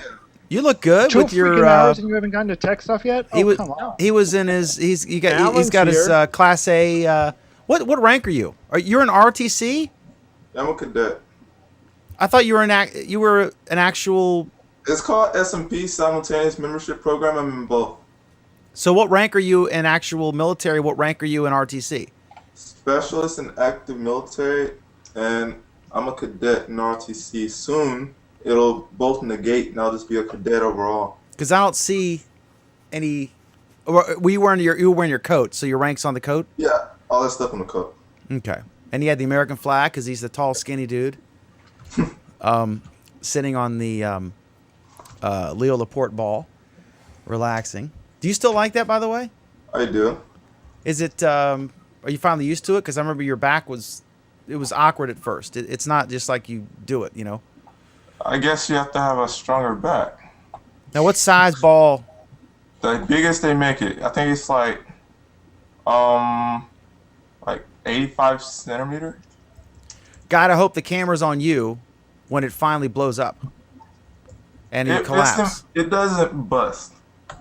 It'll take like so much weight. It busted on Neil. Yeah, on camera, it's Okay, great. but It's you know epic. what? The newer ones are better. Leo's using one of the smaller balls. Yeah, and the newer ones are better. Okay, They've improved them. There's an actual picture from there. I see a black rectangle. Are you still protesting SOPA? I'm sorry. I could see it on his screen share. Oh, How come it's not coming through to you? We can see it. I see a black rectangle. I can Are see. you looking in the Hangout? We could see the pictures. I see a nice Google logo on the top left of a black rectangle. That's interesting. We're Okay. seeing them. Well, let me go to Alan, who is back from his trip and thoroughly disgusted with our performance thus far this evening. Alan, Daniel. welcome. Great You to be see here. what an important contribution you bring to the show by your. I was late getting a topic, so I didn't have a lot of topics, and you added a bunch, and so I only got through about 4 days of the last week. Then let's we had- talk about tech. Let's talk about some tech stuff here on Google Plus Week Tech Show. So And you're going to have to prompt me because I don't have the list up. I basically skipped. Let's see. We did the first part. We could talk about the debate and election again. I'm just kidding. You want to talk about the debate and the election? I'll talk about the debate and the election. Well, Who why don't you cares? close this? Okay, Google releasing weekly newsletter of past week's activities. So tell us, you're not a big fan of this. So tell us. No, I'm not. And the reason why I'm not is, I mean, on one hand, I think it's kind of cute. It's kind of clever. It's Google saying, it's Google saying, hey, we've got some good stuff that's out there. Here, we're going to highlight some of the good stuff that's appearing on our network, on Google Plus. That's kind of great. On the other hand, it kind of smacks of desperation. Like they're saying, oh, wow, nobody knows that we can do anything here, so we're going to have to tell you that we do stuff. And furthermore, since we know you're not watching us on Google Plus, we'll let you subscribe to it by email even. Good freaking grief. They're Wait a so minute. Are you desperate that talking they're saying- the weekly updates, the email updates? Yes, you can get weekly updates by email from Google Plus. I've gotten these Who for quite some cares? time. No, this is actually stuff that an editor is going to be putting together. They put together 5 or 10 items highlighting what happened in the past week. And these could be hangouts, these could be posts about various topics. This week's post ranged from stuff like, moms and dads sharing ideas to how to use lower thirds to, just a wide range of different topics. But this is Trying to everyone emphasize- does this. What was that? Everybody does this. That's just smart marketing. You can opt No, in, it's right? stupid marketing. Public- It's saying that we're totally incompetent, so we've got to resort to this, is what Well, it's saying. yeah, John Q. Public uses email. That's the sad truth. And if you want to get something to them, you email it to them. It's another way to draw attention to get. I don't know. It's I admitting think you're failure. overstating it, Alan. I It's think that admitting failure. What? it's a It's what? admitting failure. No. Yes. Well, the first Hey, step listen, is to Michael. admit Is your screen? Do you see Michael? I see a black rectangle. it. We see. We see Michael. We How see come I Michael. can't see Move on. Michael? He doesn't I don't like know. you or something. See, this is. Google I'm serious. You can better see. You fix can. that. I've got it on you, It might Michael. be. You can see, looking at in the Hangout at the return feed. You can see what I'm looking at, Can you fix that? and I see Michael's profile picture on the other Hangout that I'm in. We see his video feed. Michael, can you refresh? Can you F5? Sure. Oh, whoa, I got you now. I got you. No, I don't. Okay. All right. Oh, jeez. I hope it's not me because I don't think I can refresh, right? Let me see if Okay, he's so there. There so he is. now that There now he that is. he's back, we've got a special. Yeah, we got to do our praise. Go ahead, Craig. Intro this. Special tribute. Intro Jeff, this, are you- and then Alan, take over for a sec. Oh God. Jeff, are you ready? Can you bring Michael up on the screen, Dan? Blue screen, Michael. Sure. Yeah, and then whenever you're ready, Jeff. I have to make Who's sure going to that play it? Is Jeff going to play it? Yeah. I can play it here. Hold on. Okay, let me go to. But bring Michael up on the screen. Well, Should we be want playing people to now. see it, right? And he likes technology. We don't have the video? Audio. And he likes photography. And that's why he's a G plus VIP. Michael Banks. Ooh, Michael Banks. He's a soldier. Michael Banks. He's almost a Mac guy. He's got Apple TV. Michael Banks. Okay. Michael Banks. Michael Banks. Michael Banks. He's a G plus VIP. And that's why Craig Ship is jealous of him.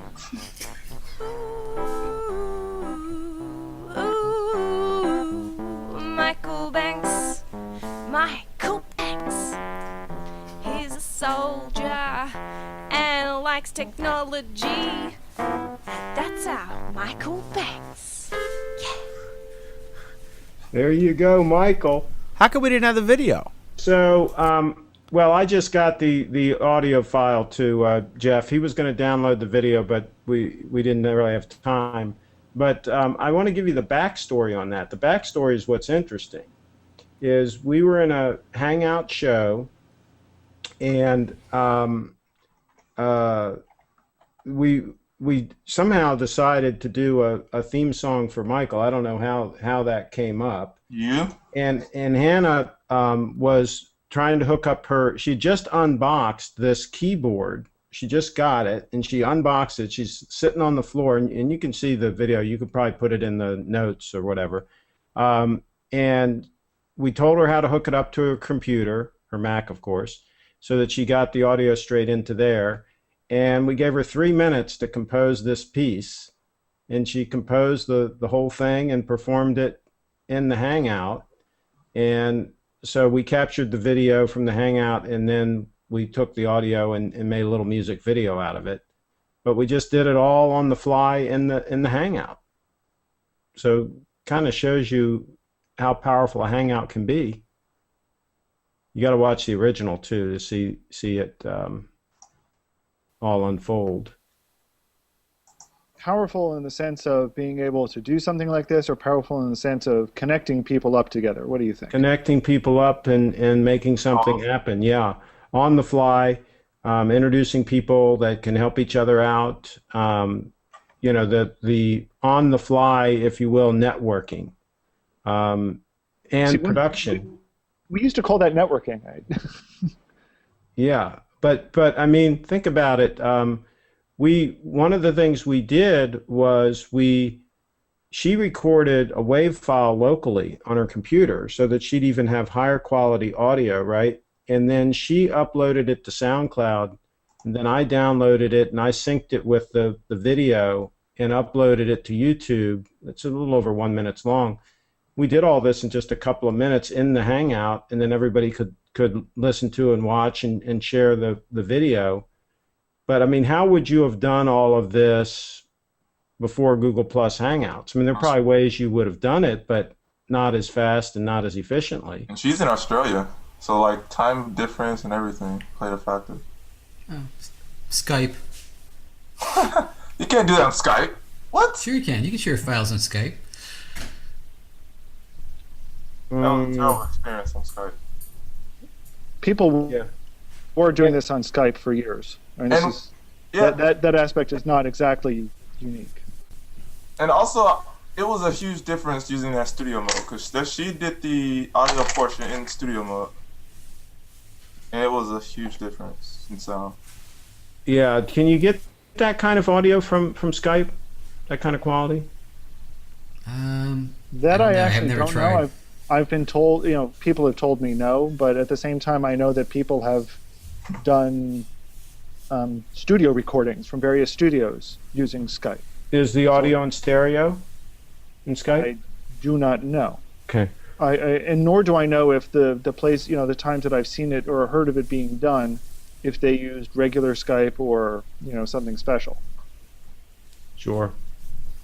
Yeah. But this also harkens back to the discussions we had with the Googlers yesterday in the meeting, where one of the topics we talked about was using these Hangouts for production of content like we're doing right now, and how much Google supports that idea, and if it's something that going forward that they're happy that this is happening, and I've had several Googlers now tell me that they're absolutely good with it and will support it any way they can. Well, I think that's pretty clear, considering the commercials they've made highlighting the fact.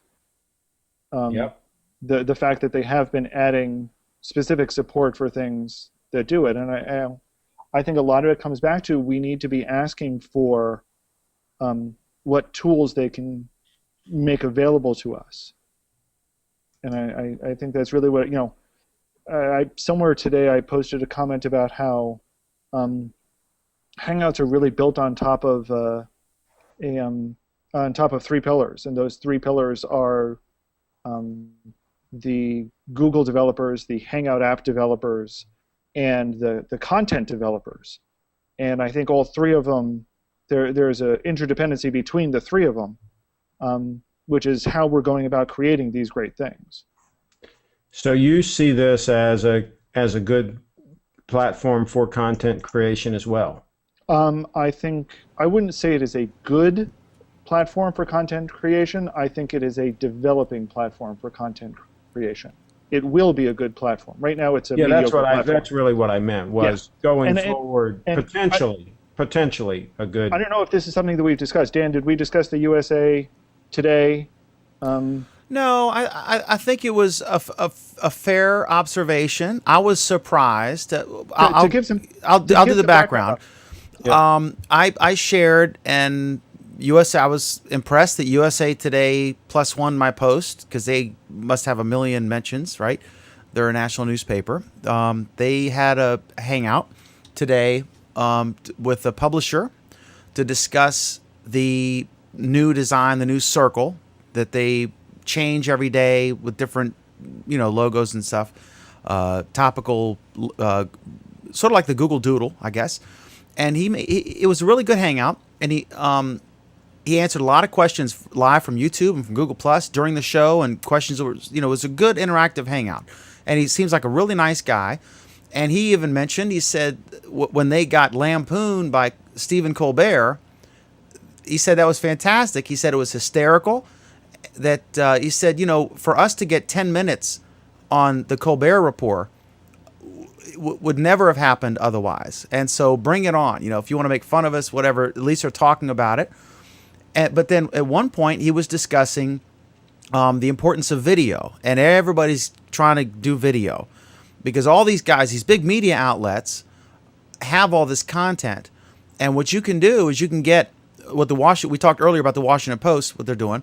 They're actually trying to move toward an actual newscast geared toward cord cutters, folks that are cutting the cable cord and not subscribing to conventional cable. And then you have HuffPost Live, which is basically talking heads discussing their content because they already have all this content, so they just talk about it and they get all this monetizable, these clips of video.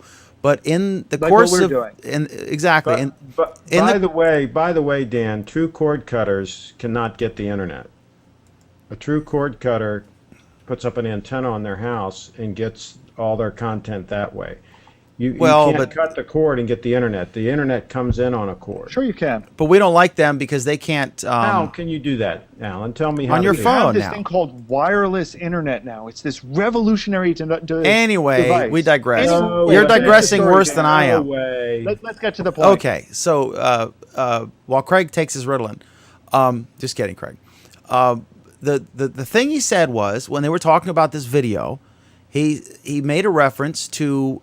I'll pull up the exact quote. And do you have it there? What he said was, I don't have it in front of me, but what he said was that there are still some problems with Hangouts. He basically made reference to the fact that Hangouts, didn't have a production quality equivalent to what you expect from most video production quality systems. I think he said the video was choppy. He said the video was choppy. I noticed that while watching it. Let me give the exact quote. I've got the exact quote. Even now, Google Hangouts, great, but it's it's choppy. It's not quite there. The way high class video is. That's what he said. Now, frankly, he's right. He's right. Totally. But this is if you compare Skype. If I brought each of you guys in on different computers with a Skypeosaurus, the video and the audio would be higher quality. The audio has gotten better, and they're working on it, as we know from conversations we've had. It's not quite there yet. It's a free service. There aren't even any ads on it. But if you compare, the NBC Nightly News or PBS or CBS Evening News to a Google Hangout, there is obviously a dramatic difference. So I was kind of surprised to hear it, and I thought it was noteworthy. And I posted it. Dan, the point he was trying to make. What point was he trying to make with this obvious observation? I mean, I don't know if it was so much a point. It was just an interesting observation that I actually privately posted. I wasn't going to get a. What he was saying basically was that the audience was demanding video, so they were going to have to do video somehow. But they weren't entirely. They meaning who? They meaning USA Today. The newspaper. The newspaper. Okay. Good luck with that. Saying they were going to need to. This is a newspaper that was based on modeling themselves after television, so going back to video is not that huge a leap for them. Yeah. But remember, they had a TV show. Remember, Alan? They had a TV show, and it was canceled after a short period of time. They were saying that they were going to need to provide video because their audience was demanding video, But they weren't entirely sure that Hangouts were quite up to what they wanted to do yet. Now, mind you, I'm not entirely sure these guys were putting on a hugely professional production there, but whatever. Hangouts are developing. They're developing. It kind of makes sense to say, okay, let's watch them develop together. I think that's fine. I don't think anyone is saying that the Hangout isn't going to evolve further. It could take 10 years before this is of high quality. Let's say 720p, everybody's video, great audio. Craig, I disagree with you there. How long? I think it could also happen in a year. Yeah. Things happen very quickly. No, because it's going to take a lot longer than that for people to get bandwidth. Oh, look how much it's progressed. Monica's right. It's not going to be a 10-year thing. Hangouts are going to be. It's not a bandwidth issue at all. What are you talking about? I've got a bunch of people here in Frederick County that are still on dial-up. You're telling me they can come in the Hangout on dial-up? Jeff, I got to tell you, it is most definitely a bandwidth issue. The quality of my connection tonight absolutely sucks. Really, really badly. I've done Hangouts from my cell phone. I tried doing a Hangout from my cell phone for 2 hours this evening. Terrible. That's right. It's bad. I mean, but it's going to get better, and it's going to get better a lot quicker than 10 years. It's going to get better. Look how much they progressed in a year. 10 years. Here's the right comparison. The right comparison is to look at how quickly the quality of YouTube videos progressed over time. And they very, very, very rapidly progressed. Yes. Well, no. I think that's a good comparison. They first allowed us 720p videos about 3 or 4 years ago. Then they went to 1080. It took years for that to happen. And even now, a lot of people can't watch them at those quality levels because they keep spooling and pausing, and Craig, their internet can't handle it. But Craig, the production quality is more than just. I mean, bandwidth is a part of it, but it's not the only part of it. And screen resolution is part of it, but it's not the only part of it. It's a link in the chain. Each link is one element of it. It's one element of it. It's the entire production quality system. It's making sure you've got good lighting. It's giving you the tools to do the lower thirds and the badges in a decent fashion. It's giving you, and then it's the content. Those things are going to be easier to solve than the bandwidth issue. Those are easier to solve because I don't know. We haven't seen it solve it. We've been talking about garbage for the past 2 hours. Google is that was a dig just then. Google is solving the bandwidth problem in Kansas City. Craig, you're just living in the. I thought you were. How come you're not in Kansas City yet, Craig? Dan, cameras are going to get a lot better. All these things, the CPUs, all these things are going to get a lot better very fast. In the next couple of years, everybody's going to have a fast enough computer. And they are not going to have fast enough internet. That's a big problem. The legacy internet providers are not moving forward on this. Monica? Uh-huh. I'd say this is a great show and that it gets better each week. And that I would say that previous dig was not justified. Oh, Alan is free to yank my chain anytime, but it's his fault. He was gone. He was. That's true. He was on a good mission. If you don't show up, you don't get to complain. Pay Alan for not being here. Yes. See, this is a big ego. This is a big ego trip for Alan because he realizes Alan realizes how important he is to the program because when he's gone. I will exert my great quality control and say, let's move on to the next tech topic. Okay, the next tech topic is Google Plus users get bored, breakfast combo, name game, and backlash. I have no idea what the hell that is. I don't know what it was. Everyone seemed utterly bored this week on Google Plus. I don't know what was driving people. But this week saw. I was on the What's Hot list twice this week. What do you mean? That shows you just this was a great week. I didn't say it wasn't a good week. I said people were bored. That's because you're a bachelor, Dad. Well, I was participating in Thong Thursday for Pam Adger for the first time. So you were modeling. That was the What's Hot list. I got some game. No, I'm kidding. Okay, so everyone was bored this week, Alan? I think so.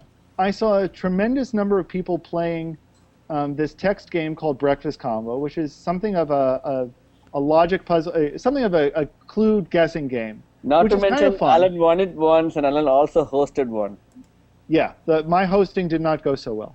Sreek, you have an especially strong accent tonight. What's up with that? Well, I haven't been talking to you in a while. Have you had a few beers? No. I had some wine though. Yeah. Yeah. The truth comes out. So Okay, speaking Alan, of sorry, board, go ahead. which Dan obviously goes too. Alan, I'm sorry, go ahead. So yeah, breakfast combo. And Go ahead. then right after breakfast combo seemed to be getting traction, and a lot of people were playing it. Everyone decided to play this name game, which essentially boiled down to start typing in letters, and whoever shows up in the match, go ahead and post them. So you get to spam them. So some people who had Z's, X's, Y's, and U's in their name got spammed by just about everybody. This was, in my mind, was the true indicator that Facebook is coming to Google+. Alphabet soup. Yeah, because this was just, I'm watching and I'm seeing people playing this going, why? I have no connection to these names that you're giving me. You're saying Google Plus is becoming mainstream? Yes, which I think is good. Yeah, it's good. Oh, but wait a minute. Earlier, when we would talk about how when Google Plus was not becoming mainstreamed, we regarded it as a sense of failure. So what is it? It's both. It can't be both. No one's sure it Gonna can. call you on that one. Sure it can, Monica. It can be No. both. It must be a success now, but now that it's a success, we're going to moan about how everyone's coming here. It's the No, next actually, stage. I'm very much looking forward to everyone coming here. I just think that Google Well, is doing some they're all desperate things here trying now. to do it. They're not all here. Well, they are, though, because I also hit the What's Hot list this week, and the sort of comments you get are You can always depressing. tell, Monica, because you get stupid. If all of a sudden you get an extra 100 shares or 1,000 shares or whatever, I had one that went really viral, and then I had one that was like I don't know, a few hundred. I got to but tell you you, immediately get all these ridiculous comments like "Hi," just weird stuff. Go ahead, Alan. if that's your measure of Google being a success in mainstream, then Google's been a success in mainstream for a year now. Because I've known people who have made posts and gotten stupid inane comments for that long. Monica, isn't it frustrating when both of us had? This show is so. Isn't it sometimes? Well, okay. I own 3 tabloids, so what do you expect? But okay, it's frustrating when you've experienced this as well. You'll write this long treatise on some important thing, right? And it gets a +1, maybe 2, maybe a share. Then you'll put up a stupid picture, and it goes crazy, right? But today, both of us, you with the that wonderful congressional testimony from Mr. Rogers, and me with the post about Tesla. Both of us had substantive posts, and they went viral, which was fantastic. But often, the post that we spend the least amount of time is just a funny thing. Will go crazy, and something that we actually spend an hour writing and perfecting. Nobody gives a damn about it. Because, I don't know. It's funny. So I guess Facebook has arrived. Alan, did you have a comment you wanted to share with us? I did, but it's not visible. I mean, I'm You want sure to just that my read it stuff to is us? legible It's probably up there. Go ahead. I got it was up on Pam the screen saying, now. Pam saying Alan's just mad that he got notified too many times. Actually, I only got notified once because my initials are very common initials. But Dan, regarding your last point, this is something that Eric Rice observed over a year ago when he was saying things like, I can post really good, well thought out posts and get no traction, and I can post a cat pic, literally a cat pic, and he'll get 20 shares and get it on the What's Hot list. By the way, But that's just the nature of By the way, where is Eric any Rice? type of social media.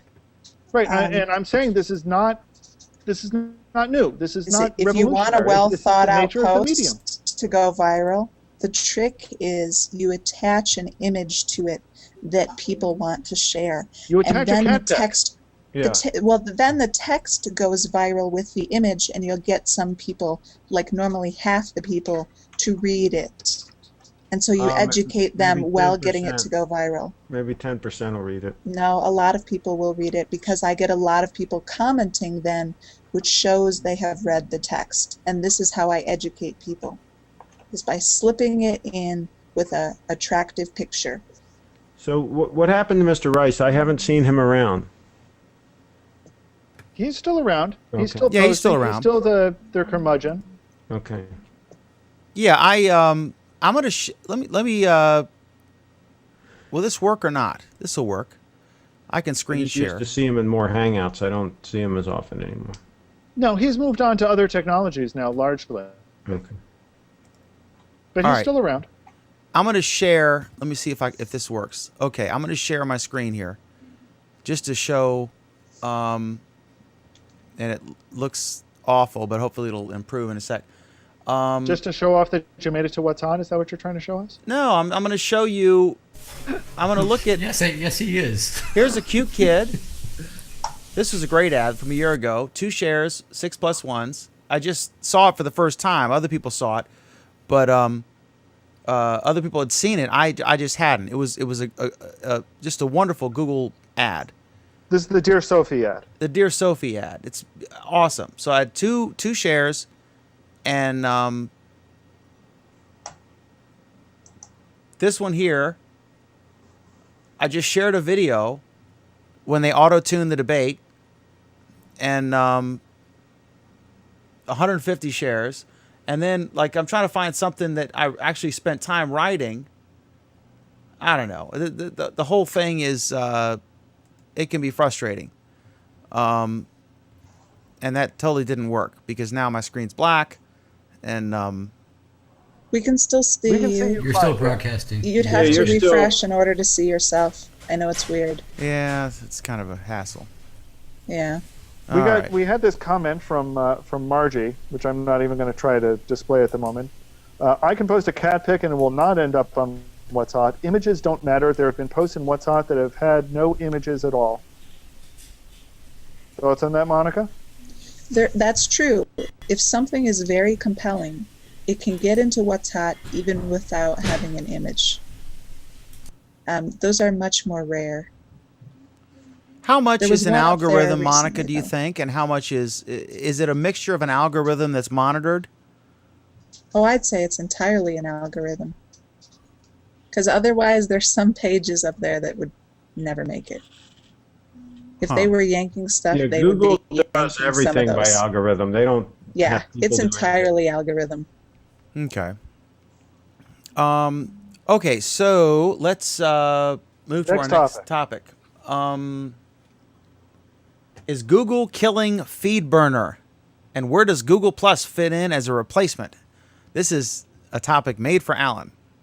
So proceed. And I wasn't even the one that discovered it. Basically, this is about a URL, a site called pleasedon'tkillfeedburner.com. For those of you who don't know what FeedBurner is, basically it was a way for websites around the web to be able to publish their content in a format called RSS, to what they call syndicating it. And these syndications were able to be read by newsreaders, including things like Google Reader. Recently, the FeedBurner, the way to interact with FeedBurner has been working worse and worse. Various things about it haven't been working so well.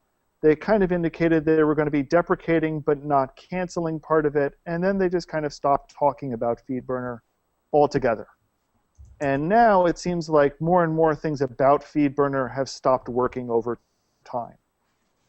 Most recently, the FeedBurner Japan website wasn't renewed. So it's kind of like nobody's really paying attention to this. But the real question is, okay, so what? Who cares, and what does it mean to people? It basically means that a lot of websites that were using FeedBurner to distribute their content, again, to everyone else on the web, don't have this easy way to do it anymore. It used to be a combination of an index. It used to be a way for Google to get this information automatically. That's now going away. So the question comes up, well, why would they do this? They're basically giving up a free source of data for them. And the kind of conclusion is, well, could they be saying, well, we don't think RSS is going to be that popular in the future, so we're going to be supporting it with with Google Plus instead. Can Google Plus be positioned as the replacement for FeedBurner and Google Reader and other such devices? And I think the answer is maybe, but there's more that they need to release to do this. They need to release the API, because that was what FeedBurner was basically, was a standard API for the web. And now Google hasn't finished rolling out their API yet. Once they do, you'll be able to get all of the same data through Google+. And I think that's going to be where they really want to channel it. We had this comment again from Margie. I use Google Reader. I don't care about FeedBurner, so what? You do care about FeedBurner. You just don't know it. You just don't know it. Because if FeedBurner goes away, then these sites are going to essentially be unable to distribute their content. It's really what it boils down to. Is there a discussion with the back channels about this? I mean, they're aware of this, I assume? Well, who knows? Because, Google is, as usual, not saying anything about anything. Are you on dial-up? No. I told you, I've got a crappy network tonight. Man. This is what happens when I use, my MacBook Pro. I'm glad AOL could make it. No, this is I've had the same problem every time with my MacBook Pro. This is why I use a Chromebook nowadays. You have cable or DSL, or what do you have? This is cable. This is essentially the same. It's not the network. It's the computer. I use MacBook Pro. It works fine. But I use real technology for my Hangouts. Anyway.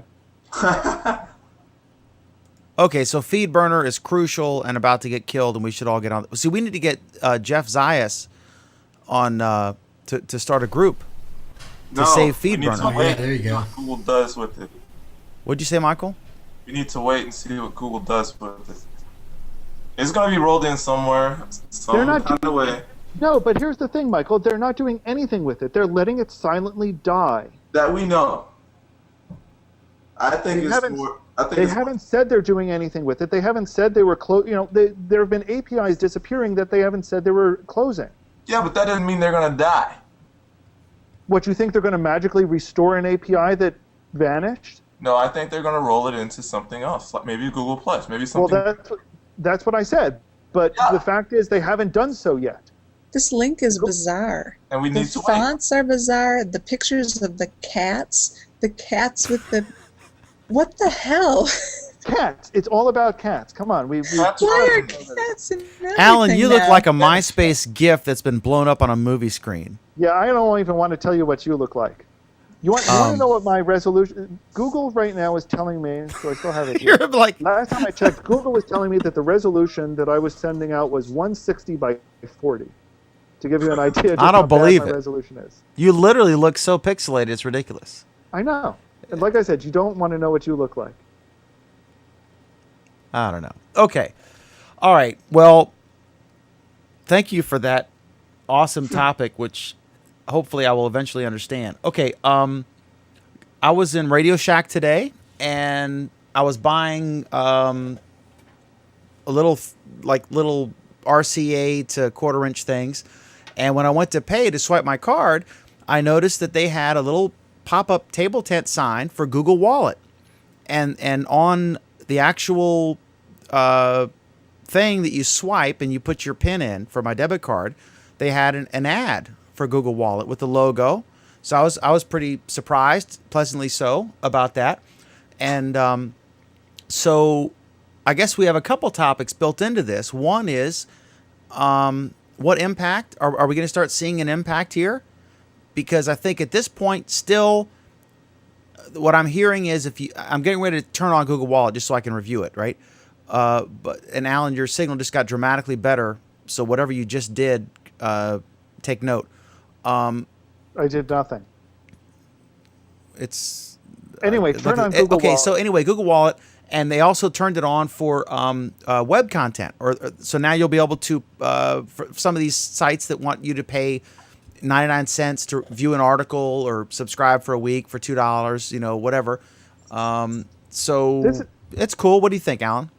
This is really just a marketing push. I mean, that feature has somewhat been available for a long time, even before Google Wallet was named Google Wallet. But it's a great feature, and I'm excited to see them pushing it again. But essentially, they've got to push it because if not, this it's going to die. Where can you use it, They're Alan? losing this war. Like if I go to my normal like Kroger, Martin's, Food Lion, grocery store, or Walmart, can I use Google Wallet there? Some of them you will be able to. These are places that have what's called NFC, Near Field Communication, enabled. And basically, this is a technology that's been deployed in the U.S. for years now. And it's been deployed worldwide for even longer than that. This is not new technology. It's just that, Americans are slow, lazy, and ignorant. Surely you're not suggesting that overseas countries are more technically advanced. Sure I am. I'm Absolutely. joking. Obviously they are. And if you could see this face, I'm saying it with a straight face even. It's so pixelated, I can't, but a I very can tell with your pixelated verbal straight face. vibes. At least Okay. Japan is technically advanced. But basically everybody else is using near field communications. We have been incredibly slow in adopting it. Mostly because we had a fairly good a reasonably good infrastructure before now. But MasterCard has been pushing this technology for a long time. Google jumped on board with MasterCard, so essentially every place that you see a MasterCard tap to pay solution, you can use your Google Wallet. It's there. It's implemented. You'll get this in a bunch of supermarkets. They have it. It's there.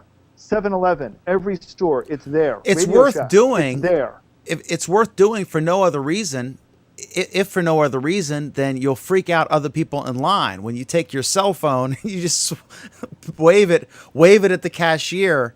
That'll be $2. You just you're done. And they're like, "How'd you do that?" It's a kind of cool factor, and I've done this a number of times. It is kind of a cool factor. The problem is you'll also get people in line pissed off at you because it doesn't actually work all that well. Surely you're not suggesting some readers technical don't work glitches in a correctly. Google product. It's a MasterCard product actually. Okay. But the Google Wallet also doesn't work. It works mediocre, at best. But I use it. I love using it. I try to use it all the time wherever I can, and more places are letting you use it. So, if you want to pull out your Nexus 7, which supports it, it means you now get to wave your Nexus 7 around. But you'd have to have internet connectivity, correct? Negative. You don't. No, you don't. Really? Really? So Go ahead, just- Monica. Or who was talking? Oh, I'm sorry. I didn't Anthony. say anything. I think it was Michael. It's Oh my similar to God! I Bluetooth. mistook. It's similar to- I mistook Go Anthony for ahead. Monica. That's a whole separate topic. I'm just Dan, kidding. Dan, NFC is similar to Bluetooth. Do It's you both have internet dark to- hair, glasses, Sure. purple, Yeah. bad lighting. Yeah. So, all right, shut up. So does it have to say Google Wallet when you're trying to pay, or does it just No. need the near field? It just Like- needs the near. It just needs the near field. If it is the MasterCard, what do they call it? Tap pay, something like Yeah, that. something like that. Because Wegmans had on all of cashier lines has like the MasterCard or Visa or whatever tap to pay. So Right. the Google Wallet would work on those. Yes, Google I- Wallet will work anywhere there is a MasterCard tap to pay. I have a That's question though. good to know. Alan. Yes, Rick. I have a question though. I mean, I understand that the way your cell phone is going to communicate with the device, the card reader or whatever it is, that is very similar to probably how Bluetooth works. I'm not sure. And I understand how Bluetooth works, but okay. So, but at the same time, I gave a second thought to what Dan said about, is it going to be working fine when your cell phone doesn't have any connectivity? Yes. Is there some kind of a feedback mechanism where your phone has to connect to your credit card operator, credit card company, to do any kind of authentication at all? No. Okay. I'm just checking. That's so cool. And here's the reason why. The reason why is this technology was designed to replace your credit card. And when MasterCard initially did it, they were essentially releasing credit card-sized devices that had this NFC chip in it. And that credit card device didn't communicate on the internet. All it did was essentially authenticate you to the PayTap device. And that device is connected to the internet. That device is connected to the bank, just like the credit card swipe devices are connected to the bank. Right. So the question comes again, because at that time when they were using that device, what you said, with a chip in it, you're talking about an NFC chip in there. Google Yes. Wallet also works with an NFC chip. Yes. So if a phone has to be NFC enabled, then Google Wallet should work on it. Yes. It's very specific for Google Wallet, or it's an NFC chip which can be used for anything. It's an NFC chip which can be used for anything that is NFC enabled. Okay. All right. I'm just Now there are additional components in a Google NFC phone which contain your your wallet authentication information. We have a And couple that comments, Alan. Yeah, I see. I'll get to them in a second. Okay. That chip is specifically designed to protect your information above and beyond what NFC does. okay. Anyway, we do have some And comments. NFC was very controversial when it came out, right? It still is very controversial. There have been security holes in it that are not related to the payment portion of NFC. Okay, we got to go ahead, Alan, with a couple really good comments. We have a here. couple of comments. We have this comment from George Cozy. What about the Google Wallet micropayments online? How would that impact Google Wallet? Okay, the part of the problem with Google Wallet is that there are two products named Google Wallet. They are only peripherally related to each other. One is the Google Wallet that you have on your that is related to near-field communications and your phone. The other one is the online wallet, the online Google Wallet, which is trying to take on PayPal. Up until about 2 months ago, there was no connection whatsoever between them. Now there's a teeny tiny connection between them. So the micropayment system that they have, that they're popularizing now, is the online micropayment system. It's not really related to the phone system, which was always a micropayment system. This online micropayment system, which is kind of where our conversation started, one of the features of it is that it has some easy refund systems. It's got some making sure, letting you see portions of content, but not too much of the content. It's got this balance to try to make sure that you're actually going to pay for something, and not read it and then say, oh, I didn't read it. So that's there are two different issues. Unfortunately, Google gave both of them the same name. I hope that answers your question, George. If not, go ahead and follow up. Kevin asked us, I use Google Wallet on a vending machine. Whenever I have no signal on my phone, it stops working. When did you last try it, Kevin? Because I know there was a point in time when I would get very strange results if I didn't have the phone signal, but it would still go through with the transaction. One of the biggest problems I have in trying to use Google Wallet from my phone is that a lot of the readers are broken, and nobody bothers to replace them because almost nobody actually uses this thing. But the NFC is unrelated to the phone portion itself. Yeah, go ahead to David's stuff there. Yeah, I was going to. David asked, perhaps I don't know much about this topic, but the more quick, efficient payments can be made, is there more room for accidental taps? Can just anyone just tap, maybe with a stolen Google Wallet? No, and this kind of relates to one of the things that I mentioned in passing, the security chip that's built into it. One of the things that it requires is for you to enter a PIN to unlock your Google Wallet. So nobody can just, and this is a separate PIN from the PIN that might unlock your phone. Well, that only applies to, I think his comment was more of NFC as a platform itself. For NFC to work, most of the apps on Android I've seen, you have to initialize, be ready to tap it. But like for NFC to work without, for like a regular, or like the NFC chips tags, like the little stickers, or it to work like that, you just have to tap it.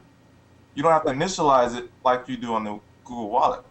Correct. And there are two reasons for that. One is because Google Wallet requires you to unlock the wallet itself. That's So a every very specific time security you device do it, Alan, you've got to hit a pin. Yes. Just like if you were using your debit card, you would. Yes. Correct. With the difference that you're entering it into your phone instead of somebody else's keypad. Right. And impressing the people in line as you gaze at them. And they're like, what the hell is he doing? How's he paying with his phone? That's Right. cool. And I think David makes. I mean, it's a very valid point. You know, what happens? Did you just give up your entire bank account if your phone is stolen? And the answer is, at least theoretically, no. Oh, good suggestion from Cozy here. Should the NFC thing be combined with some sort of biometric identification on the device that receives the payment? No. Be combined with okay. I don't see that as specifically necessary, and one of the problems with that is that now means that you now have biometric information on somebody else's device. There are some gyms that have a fingerprint scanner, Alan. I've seen that. Those fingerprint scanners are easily tricked. Yeah, now you got to give them your biometric info Right. for it to work. This is one of the great things about the way NFC works, is that most of the authentication is on your phone. And since it is on your phone, that means that nobody else needs to have it. The PIN that I have entered to unlock my phone, nobody else knows that PIN. My bank doesn't have that PIN. Nothing else but my phone has that PIN. And one thing on that issue, So Alan. if someone hacks into the bank, then you're still safe because no one has your PIN. Correct. One thing I want to talk about this hack, and I turned on the two-step verification thing. I thought I was hacked, and I sent a private post to this group, the panel, because I have a dormant blogger blog, and there were some random spam posts on there, and so I saw a comment on one of them, and I was like, "Whoa! I never posted this on my blog." So I went there and I freaked out. I thought that my main Google ID had been compromised because you need that to log into a Blogger, and I hadn't posted anything on there for a year, but someone had been periodically posting things, like about a dozen posts over a year and a half. So I said something, and I don't know if it was one of Alan's friends or whose, but they came back and a really nice guy called me, and he said it may be your auto post email, where you can set up a thing to just email a post and it'll appear on your blog. And so I looked, and I did have that turned on, and it was just the username McDermott dot and then a 7-digit number .gmail.com. And so I guess apparently what they do, these spammer guys, they send millions of these things out, and a few of them hit. And then Alan or someone, or I think it was Mike Downs in the UK, he put in quotes part of this post and found that in a number of different blogs, this exact post had appeared. So that was interesting. So I turned, so luckily it appears that my main Google password wasn't hacked, but I saw that I changed my password before I realized that, and I turned on the two-step verification. And it's interesting how with that, basically it requires you to receive a text message with a code to activate or to log in on a new machine. And then when you do that, you can decide whether to trust that machine, like if it's in your living room, or not trust it if it's a shared work computer. So that was an interesting experience, and I like it so far. And I like but what's key, Alan, I wanted to get your thoughts on this. What's key is if you turn on two-step verification, you have the ability to revoke the access, which I don't think you have the ability without that. Because how would you? Because without that, anybody who has my password and username, I'll go to Michael first, can log in. Right? If you had my username and password, you could log in on any device and access my main Google account. The same thing as changing your password? No. Well, it's not, because that's two different sort of segment of accessing. One's just accessing your security for your profile or whatever, your account. Everything else is accessing data. It's not really looking at your password. Your data and your access are two different things. Even without your password, they'll be able to access your existing data that's on the phone. Correct. But by If you- turning on the two-step verification, in order to access your Google account, they have to either be a trusted device, or you have to do it every time. And then if your device got stolen, or if it was on a shared computer and you left that job or got fired or whatever, you could revoke access to that. But you're not inconvenienced in having to re-log in and go through that whole thing on all the other devices. So it's kind of a hassle at first, but it's worth it because you can quickly revoke access to a device. Now, again, that won't prevent them from viewing your existing stuff, your existing emails and texts, but that will, I think that's accurate, but it will prevent them from being able to access them further without you having to go through that whole cumbersome process on all the other devices, like changing your password would cause. Is that accurate, Alan? Or have I lost you about 2 minutes ago? You lost me about 2 minutes ago, but it sounded more or less accurate. Let's go back to Monica's. Monica, where's your purple pillow? It's right here. Got it Okay. right here. All right, Always there got we the go. purple pillow. All right, we got to keep the purple pillow going. Okay, so okay, next topic. I just want to wrap up with the Google Wallet stuff. It sounds like there's a lot of questions, a lot talking about it. I think we will try to get a separate show just to talk about Google Wallet sometime in the next week or so. Yeah, That'd be cool. Yeah, that did I think it's a explode. really big topic. and Yeah, one why don't worth we do addressing this? Why in a don't the separate whole show. everyone on the panel, take your credit card or debit card or whatever you want, and send And it to hold me. it up to the let's screen. yeah, and then we'll And show don't forget them. to hold out the back too. Right, and I have my Gold's Gym membership card, that's my hair cuttery card and my library card. But yeah, let's try this out so we can actually give some real life experiences over the next week.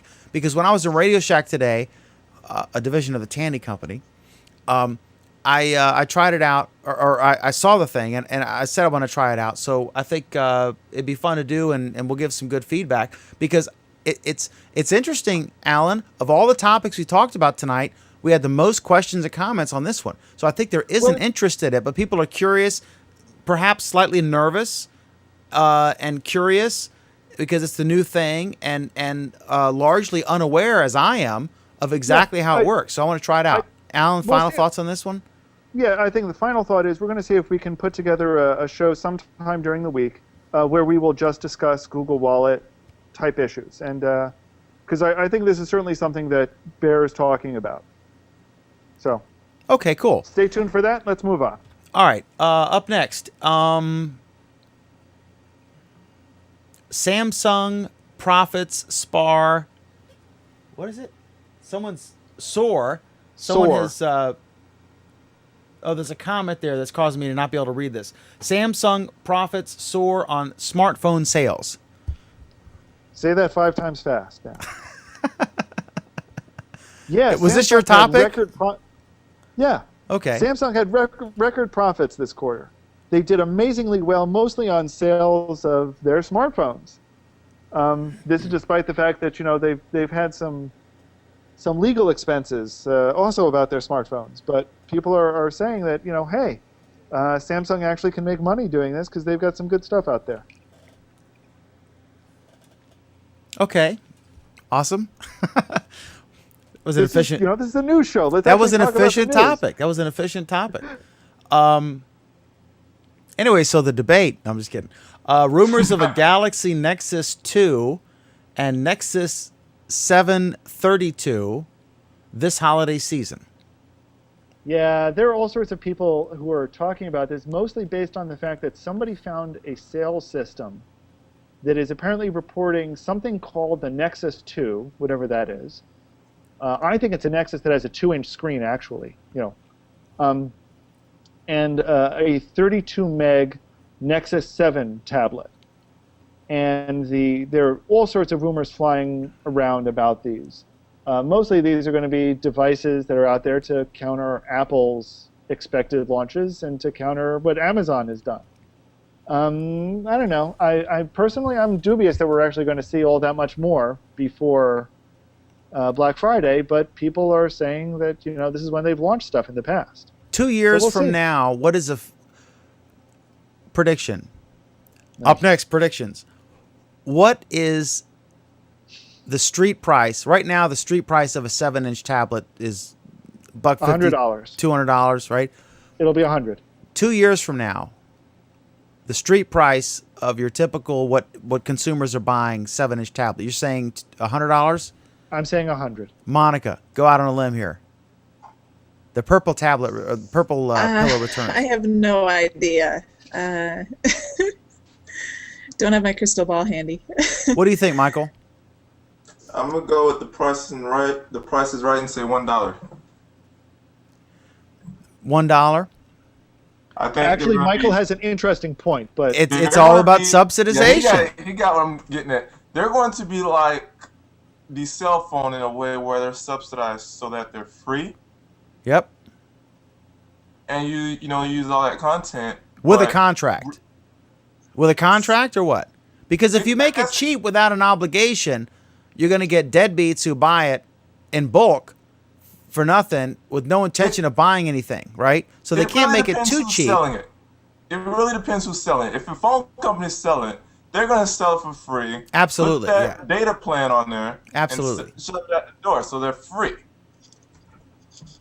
Sreek, what's the average price of a non-plan, just buy it, 7-inch tablet going to be in 2 years?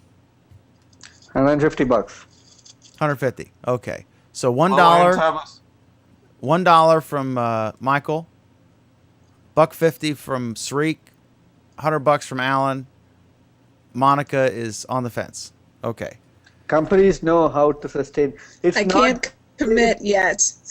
Alan, you have to. I mean, Dan, you have to understand this. It's not just about whether there are too many products out there and the market is flooded with a lot of different companies, options, blah blah blah. Companies sustain value by trying to improve on the product. What was the cost or price of an iPhone? I don't know, 10 years back. How much did it cost when it first released with a plan? $500. How much? $500. What is the cost now? $2. No, not the high-end ones. That's It's $400. So how much is the difference in 10 years? Well, some things go up, some things go down. No.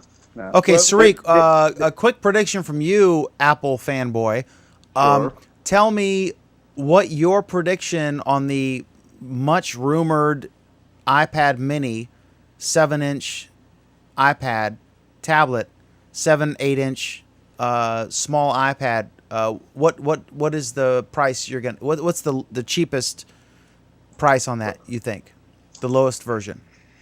Well, first of all, I'm not an Apple fanboy, but Oh, Jesus. yes, you are.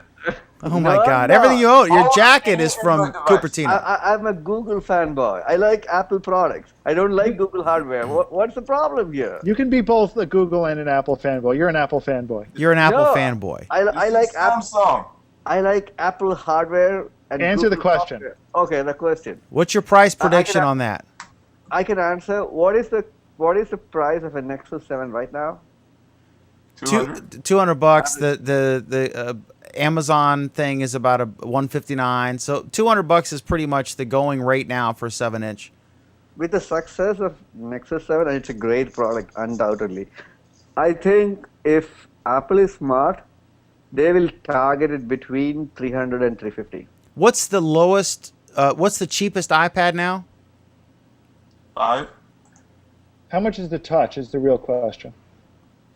That's a killer device. It's dying. But no. The lowest, the least expensive iPad 500. is $500. The Nexus 7 is $200.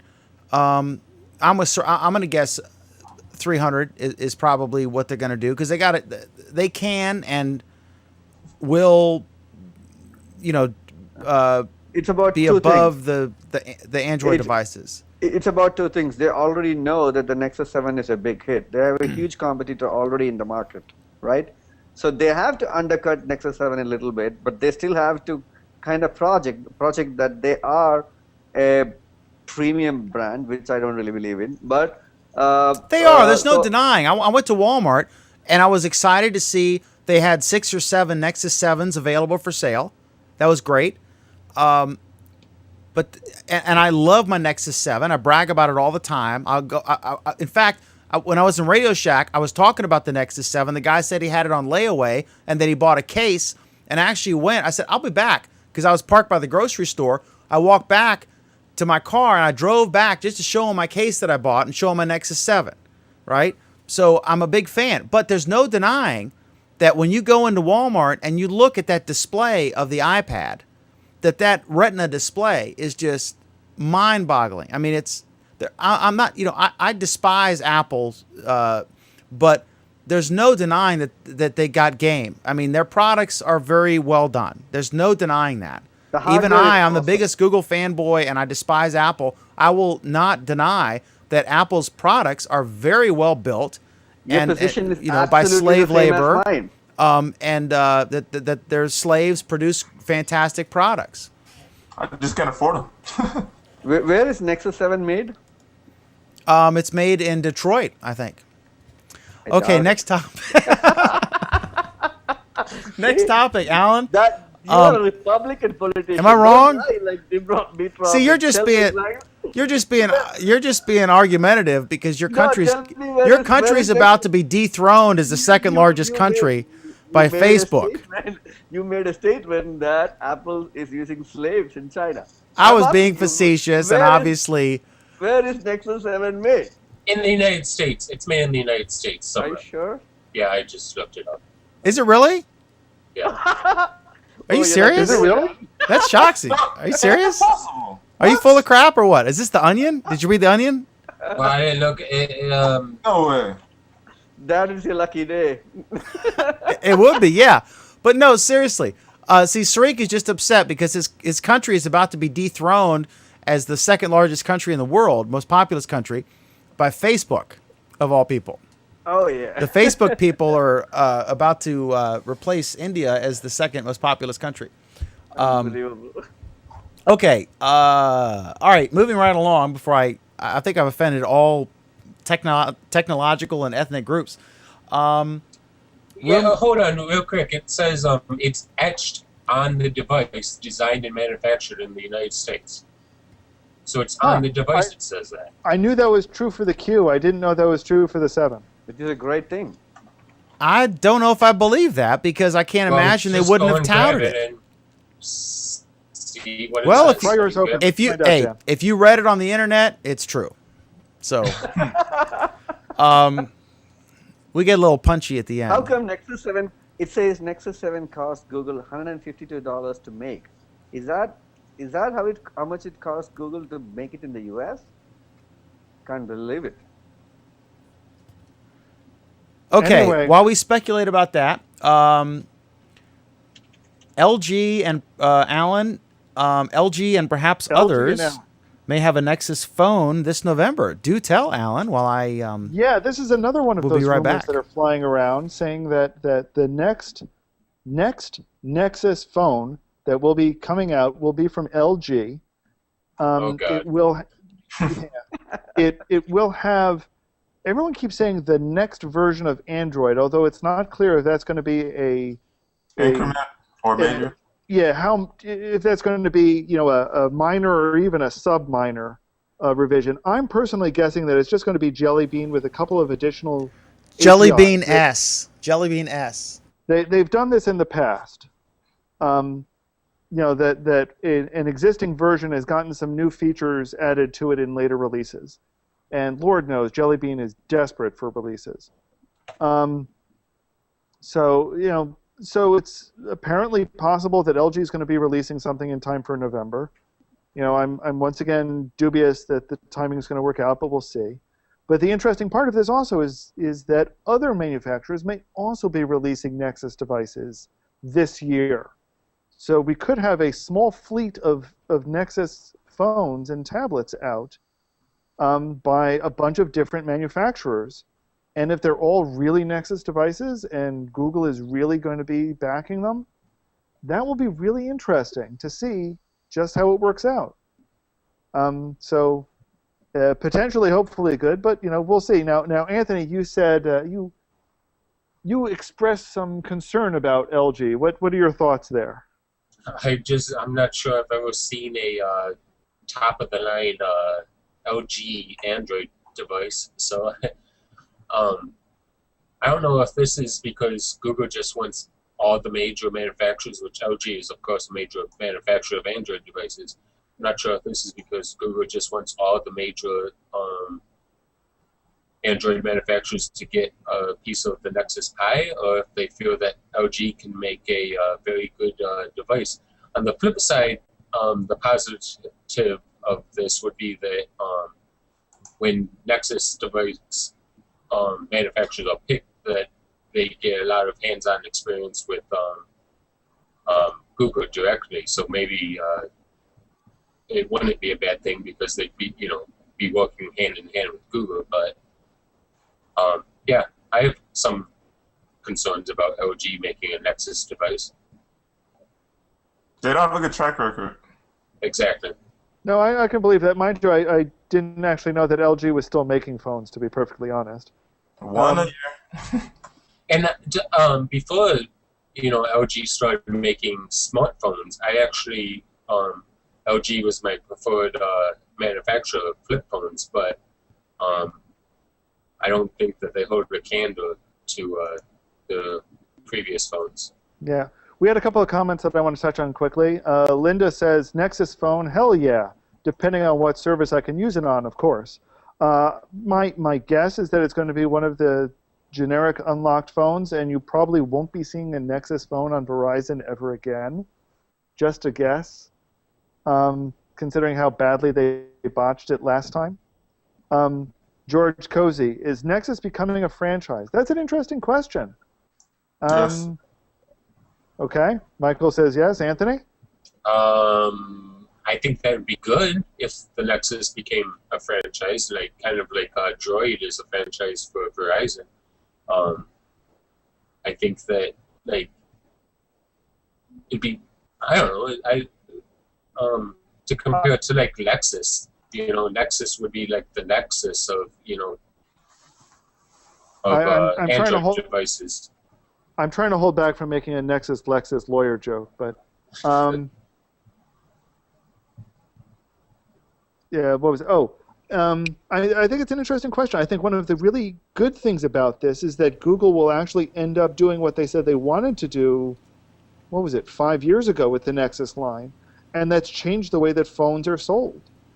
I mean, they're essentially using the Nexus brand to sell phones, as a pun not intended there, as opposed to having people buy them through contract. They're trying to change the model of the cell phone industry again. And I think it's fantastic, Alan, because I can't stand all the bloatware you get. Certain things like weird features. Go ahead. Here's the interesting thing with that is that supposedly the way Jelly Bean is structured, the device owners or somebody will still be able to put that bloatware on there, but you'll still have more of the native feel even with that bloatware there. So yeah, but see, my phone you'll be is able to ignore it easier. I've got Gingerbread on my Motorola Photon, which has a terrible camera. I always like to get that in, that dig. But I get NASCAR updates from Sprint. I mean, with all due respect to NASCAR fans, I've never been to one. I'm totally cool that it's a big sport. It's great. God love you, but I'm not at all interested in NASCAR. And why am I getting NASCAR updates from Sprint? They do things like I saw on a forum, someone was complaining, and I don't care about this, but they said when you take a picture with the Sprint phone, it makes the clicking sound. And there's no way to turn that off. And in one of the Motorola forums, a Motorola engineer weighed in and said that's a Sprint requirement. Now there's an argument for that. I don't want someone, if I'm at Gold's Gym, taking a picture of me in the locker room, right? But these are things that are not native Android things. These are Sprint add-ons or bloatware. And but the bottom line is, if you can get a free phone versus a $500 phone, the Nexus you got at I/O, what's that retail for? $500 or something? Approximately. Yeah. The Galaxy Nexus. I thought the Galaxy Nexus was $350. Okay, Now but it is. still, it's like to Joe Sixpack, your average Facebook user, dial-up internet user. That's 350 versus free, right? Even though they're going to end up paying more and have restrictions and get updates, I'm still running Gingerbread. And I want to segue to our next topic about the OSs. Yes. But it's very frustrating, and I wish, I think I've bought my last subsidized phone because I don't have control. You have complete control over your Galaxy or your Nexus. Pretty much. But I do not have control over my Motorola Photon. I could... Right. Google whatever. Play sells the Galaxy Nexus for $350. Okay. So Gingerbread slowly losing ground. ICS, Ice Cream Sandwich, which is, I guess, 4.0, Ice Cream Sandwich is 4.0. is slowly gaining, and more people still use Eclair than Jelly Bean. What is Eclair? Eclair is 2.0. That's below Wait, no, Gingerbread? 2.1. What? That's below Gingerbread? Yes, they're alphabetical. The Eclair, frozen yogurt, gingerbread, honeycomb, ice cream sandwich, jelly bean. Do you see a trend here? Like hurricanes. Yes, kind of. Hurricanes are alphabetical. I did not know that. Yeah. You didn't know that? That hurricanes were alphabetical? And they're predetermined, right? They See- already have names for the next n number of hurricanes or something. I am. Anyway, I know all. I irrelevant. 1 second. I have accumulated all irrelevant knowledge in my head. I want to step back 1 second. Dan, I think you should return your Nexus 7 Ooh. Why? because it is made by Asus in Pegatron Corporation in Taiwan, which is again a slave shop. But they're happier slaves. No, return it. Because if you are against what Apple does, be very, very forthright in doing that. I got a loophole. Adapt When you everything. show me I the got- suicide tents around Google buildings, then article- I'll Guys, Guys, two things. Kevin had some information about where it was made, manufactured, and so forth. I'll refer people to comments to discuss that. But regarding the naming scheme, Kevin comments, Android is a series of yummy hurricanes. Indeed. All right, so tell us So about the information- adoption. When we last talked about it, I think it was 0.6% was Jelly Bean. Jelly Bean started at 0.8%, went up to 1.2% in September, and in August, and now during September that has gone up to 1.8%. So there is a massive lack of adoption of Jelly Bean. Not voluntarily. Not voluntarily, and a lot the of user's people. Well, perspective. a lot of phones are only now getting upgraded to Ice Cream Sandwich. Which is it's one generation back. Ice Cream Sandwich is growing. It gained about a 5% share this round, most of which was taken from Gingerbread. Finally, is slowly losing ground, but it's still above 50%. More than half of the Android devices that are out there right now run an operating system that's 2 years old. More than half. The thing is, you have to put it in perspective, Alan. The problem with buying a subsidized phone, the reason that it's 6 months to a year and a half before you get the update. A, there's no incentive because what they really want you to do is buy the new phone, right? B, Google comes out with Android, the raw version, and then the phone manufacturer has to make sure that it physically functions on the phone. Then it goes to the phone company, the carrier, Sprint or AT&T, Verizon, and they have to make sure that it meets their criteria, and they have to test it. They also have to come up with all the training stuff for their tech support, because when you do a major upgrade like that, from Android 2.x to 4.x, they're going to get 1 billion phone calls, and they have to be able to answer all those questions as quickly as possible to save money. So that takes a long time. That's a big reason why, if you have the means, you should consider a non-subsidized phone and the Nexus is I guess was, these are the straight Google devices are one of the first things to get the newest version of Android. With some exceptions. With some exception. Okay, so we have covered all of our official topics. Thank goodness. Before we go to Ronnie, who just joined us, Alan, before you got here, we talked about the Oracle appeal. We talked about The Fold, the new Washington Post daily news thing for cord cutters, the new TV news show on the internet and Google TV. We talked about YouTube Stream the Debate, first time that they're streaming live the presidential debates.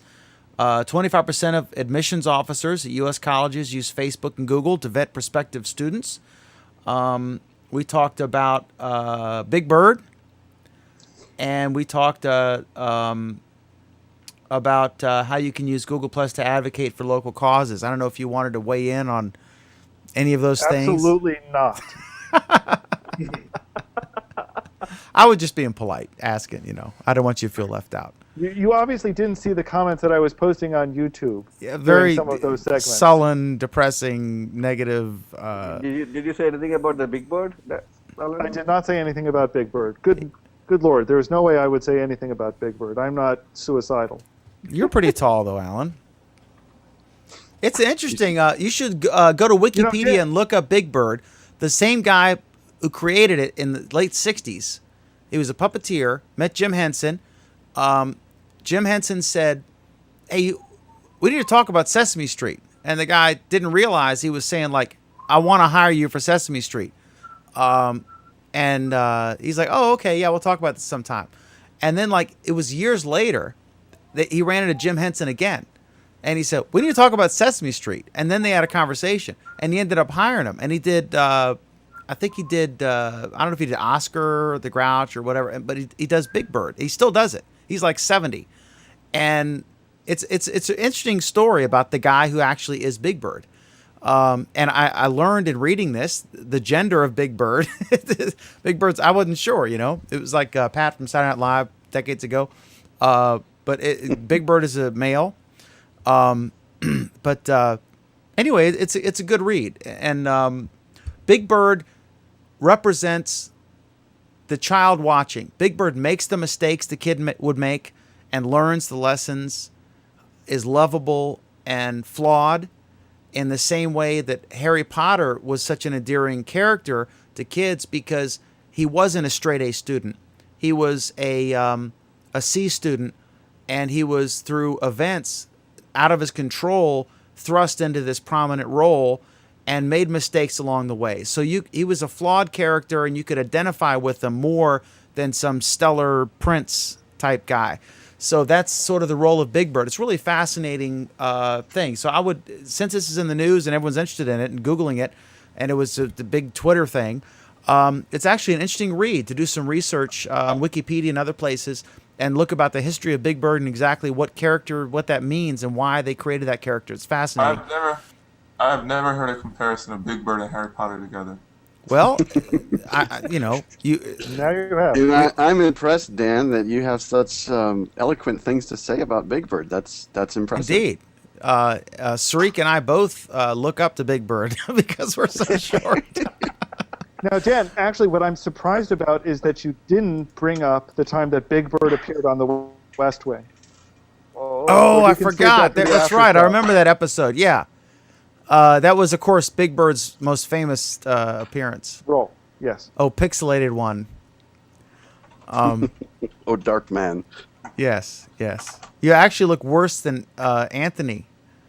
But Anthony's looking a lot better lately. I can't pick on Anthony anymore because he's got some game now. He's got his new webcam. You could tell we're in our waning moments, which we've, I think, been in for about an hour now. Ronnie, let me begin with you, since you are our newest victim here. Okay. What did you want to, before we do our round robin to close, or final thoughts or whatever, any comment you wanted to make on anything we've discussed, or whatever was interesting this week on Google Plus, or whatever you want to talk about? To me, some of the stuff that was interesting is some recent developments on YouTube. They seem to be throwing out all kinds of neat new nifty toys. Yeah. Tell us. Do tell. Today and yesterday they added a thing that's called in-video programming. And what that means in its most basic sense is you can stick thumbnails of a video on top of your video. So you could, in essence, say, here's my most important video that I just uploaded. I want all of my 150 other videos to have the thumbnail of my primary video I just made, and make that stick right on top of every single video. So when they're watching my normal videos, they're going to be encouraged to click on my most popular one, which they can do with a click. And that's what's super cool for me, because I've been thinking this through, because I do that every day. I thought, that's really neat to promote your own special video that you just uploaded, especially if all of your videos are somewhat related. Hopefully you have some kind of a relevancy method to what you're doing, and so you add another one and it makes sense. But here's a trick, and here's an idea that I think is phenomenal for the rock stars out there. And I really mean rock stars, right? So if a rock star makes a video recording and all their fans love the rock star, all that rock star has to do is send out a message to all their fans, right? And say, hey, do this little thing. Here's the steps, 1, 2, 3, 4. And put on my latest video. And now they're going to have their video spread to millions of videos instantly throughout the internet. And then the rock star, if they're really good at it, they're going to say, I'm going to track whoever's doing this best, and you get to come with me backstage.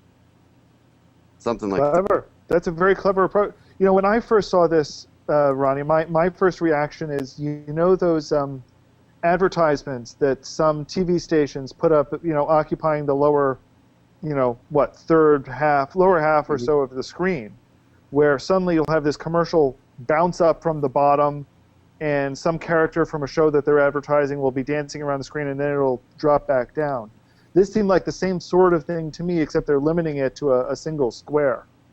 Is it, the one thing that I wasn't clear about, for the video bug that gets put in, is it just a thumbnail, or is it the video moving over the video, over your native No, video? it's just a thumbnail, so in essence you go click on it. Otherwise it'd be way too distracting having another thing moving while this is moving and stuff like that. Well, yeah, So but this is what TV stations do now. Well, okay, it's just, from what I've seen, it's just a video thumbnail that's static. But And you it's- can click on it. It's This clickable. is important. These innovations, we talked about this. You would have been great on this, Ronnie. I know you had to join us late tonight, but we discussed the new Washington Post initiative and other stuff. But we have to figure out how you can actually make money from video, right? I don't even monetize this show. This is a fun learning exercise for me. I love doing it. I've done it over a year. It's the longest running show on Google Plus. But it's a money-sucking hole and a time-sucking hole. So congratulations. Thank you. But yes, there's a question. this is and a a labor of statement. love for all of us. All of us, we stick it out all the time. But if you're actually, if you want like George Will and George Stephanopoulos and Ariana Huffington type quality stuff, you've got to be able to figure out a way to monetize it, or you're not going to be able to afford it. We had this conversation earlier. And so I loved seeing these innovations as we see new things like HuffPost Live just came on, and the Washington Post just did their thing. It's great to see innovation, and I love seeing ways, because in the end, we want quality content. We want to watch the really compelling, well done, with smart people or funny people or good-looking people or what have you, and there has to be a way to monetize it. And right now, it's not there yet. There was a thing that kind of came out during this week about micro payments. I don't know if you guys talked about that. Yep, we did. Okay. Google Wallet's adopting that. Yeah, right. That could be a way to potentially hide.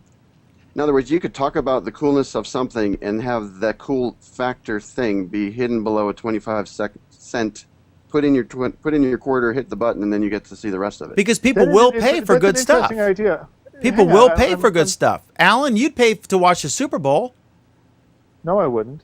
Well, you're not a normal person. Well, anyways, but I'm saying, but you know what I mean? Like, if Glenn Beck can get however many hundreds of thousands or millions of people pay him, that if Bill O'Reilly, who gets 4 or 5 million a night watching, if he left Fox News and went just internet only, I guarantee you he would get 500,000 to 1 million people who would pay Pay a quarter, $50 sure. a year or whatever to Well, this watch is- him. A quarter per show. A This is quarter the per show. experiment that Louis C.K. did when he created content, released it on the internet, and basically told people, pay what you want for it. It was And a he ma- bonanza, right? It went great, Right, didn't it? he made more on it than he would have if he had distributed via HBO. Yeah. But now this before you get- is because he makes almost all of it.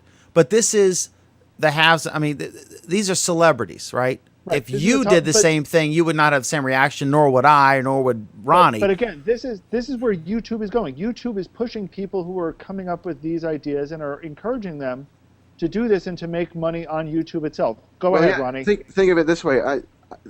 My decision to talk about this as being important, it didn't dawn on me the first time I looked at it. And then after a couple minutes and actually talking about it with my wife, I tell her about these things and said, I just posted on this. She goes, oh yeah, so what? And then eventually sometimes she pays attention and says, that's cool.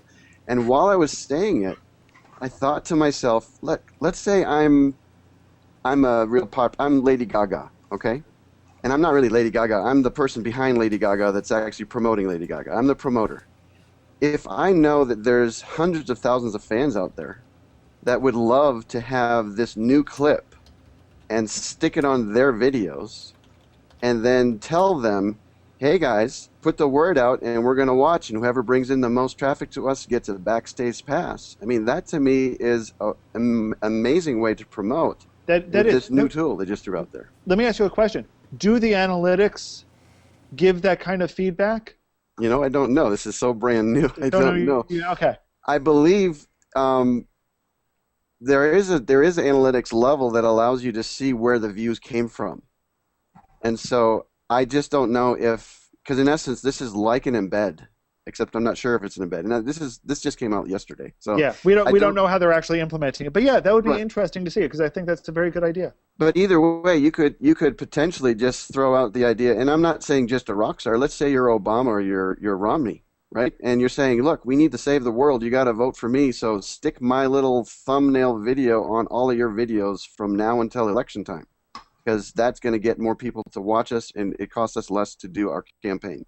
I mean, there's so many ways that you could potentially do this. Now, the marketers like me aren't Can I going to just do interrupt it. for a second, Ronnie? Sure.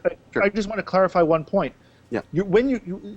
By putting this bug in, you're not actually changing your video. You're not saying edit my video. No. This is a separate point in YouTube where you say on all of my videos, overlay it with this little bug.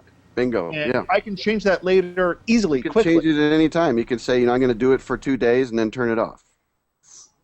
So it's really kind of a cool, neat, interesting way. The initial way that they promote it is to say, look, take your most important video. They don't actually say this is what normally people would assume. Take your most important video or your latest video and stick it on there so it's available for all of your videos to have this extra thumbnail, and they might click on it. So it's a way to drive more traffic to maybe your new one or your most important one. But what's hidden in the little fine print is you can put in anybody's video URL. So I could stick Lady Gaga or Obama's or Romney's picture and video right on top of all of mine with a simple click. And now they're there sitting waiting for someone to just watch my video and then say, ooh, I want to see that, and they click on it. And now they're off to someone else's channel. So from a marketer's perspective, it's not doing me any good, but if there's a cause I want to promote, right, then it's an easy way for me to add that to my stuff. And I could see all kinds of uses for causes that people really emotionally buy into, to put a plea out there and say, look, we only got 2 days left. Put it on your videos, please, for us. That'll bring us more traffic. Pretty cool. We have a comment. I think it's really cool. We have a couple comments here. Where is it? From George Cozy, how glad is Google that they bought YouTube, and how mad is Zuckerberg about it? And this, we should do our round robin because we're at 3 hours now. A really great tweet. I was trying to find it while you guys were talking. From Nilay Patel from The Verge, and he pointed out that I forget how much they paid, but within a a few months, Google bought Android and YouTube. They paid a lot for YouTube. They paid less for Android. And the great question, and I want to start with Alan. What Neely said was, in the same, I think it was like 18 months or something, Google bought Android for X amount and bought Google or YouTube for X amount. Hard to say which was the better purchase. That's a great question. What was the smarter move, Alan? Let me. That both were huge, right? That's a toughie. I got an answer. Well, my real answer, I think, would be that you really do need both. As everyone is showing you right now, as we're seeing from Amazon, as we're seeing from Netflix, having control of both is really key. And I think it was a very strategic move on Google's part. And apparently Michael disagrees with me. Go ahead, Michael. Well, they buy something before we go to Michael. They buy something every week, right? So 2 of them did really well. I mean, the others do varyingly, but like this is 2 out of thousands of purchases. But it's a great question. It's hard. If you had Michael before you answer, I want to hear Michael's answer. Come on. Yeah, Michael, go ahead. And which, if you had to choose one or the other, which would you buy? That's a hard question, isn't it? Which would I? Okay. As of right now, if I was just going right now, I would choose YouTube over Android. Because right now, all the ads, all the traffic that they get YouTube is viral. It's on everywhere. iPad, Apple devices, iPhones. Now, it is, however, beneficial in the future as a lot of people figure out how to monetize mobile and get more ads on mobile, that they can go more hand in hand than they already are. But if it's just now, which one would I buy? It'll be YouTube. Down the road, I wouldn't rule it out yet. I would agree. I'd say, especially back then when they bought it, that YouTube is a smarter choice. Well, but you got to remember, back when they bought it, YouTube actually probably seemed like the dumber choice because look at how much they've had to spend dealing with copyright issues in YouTube.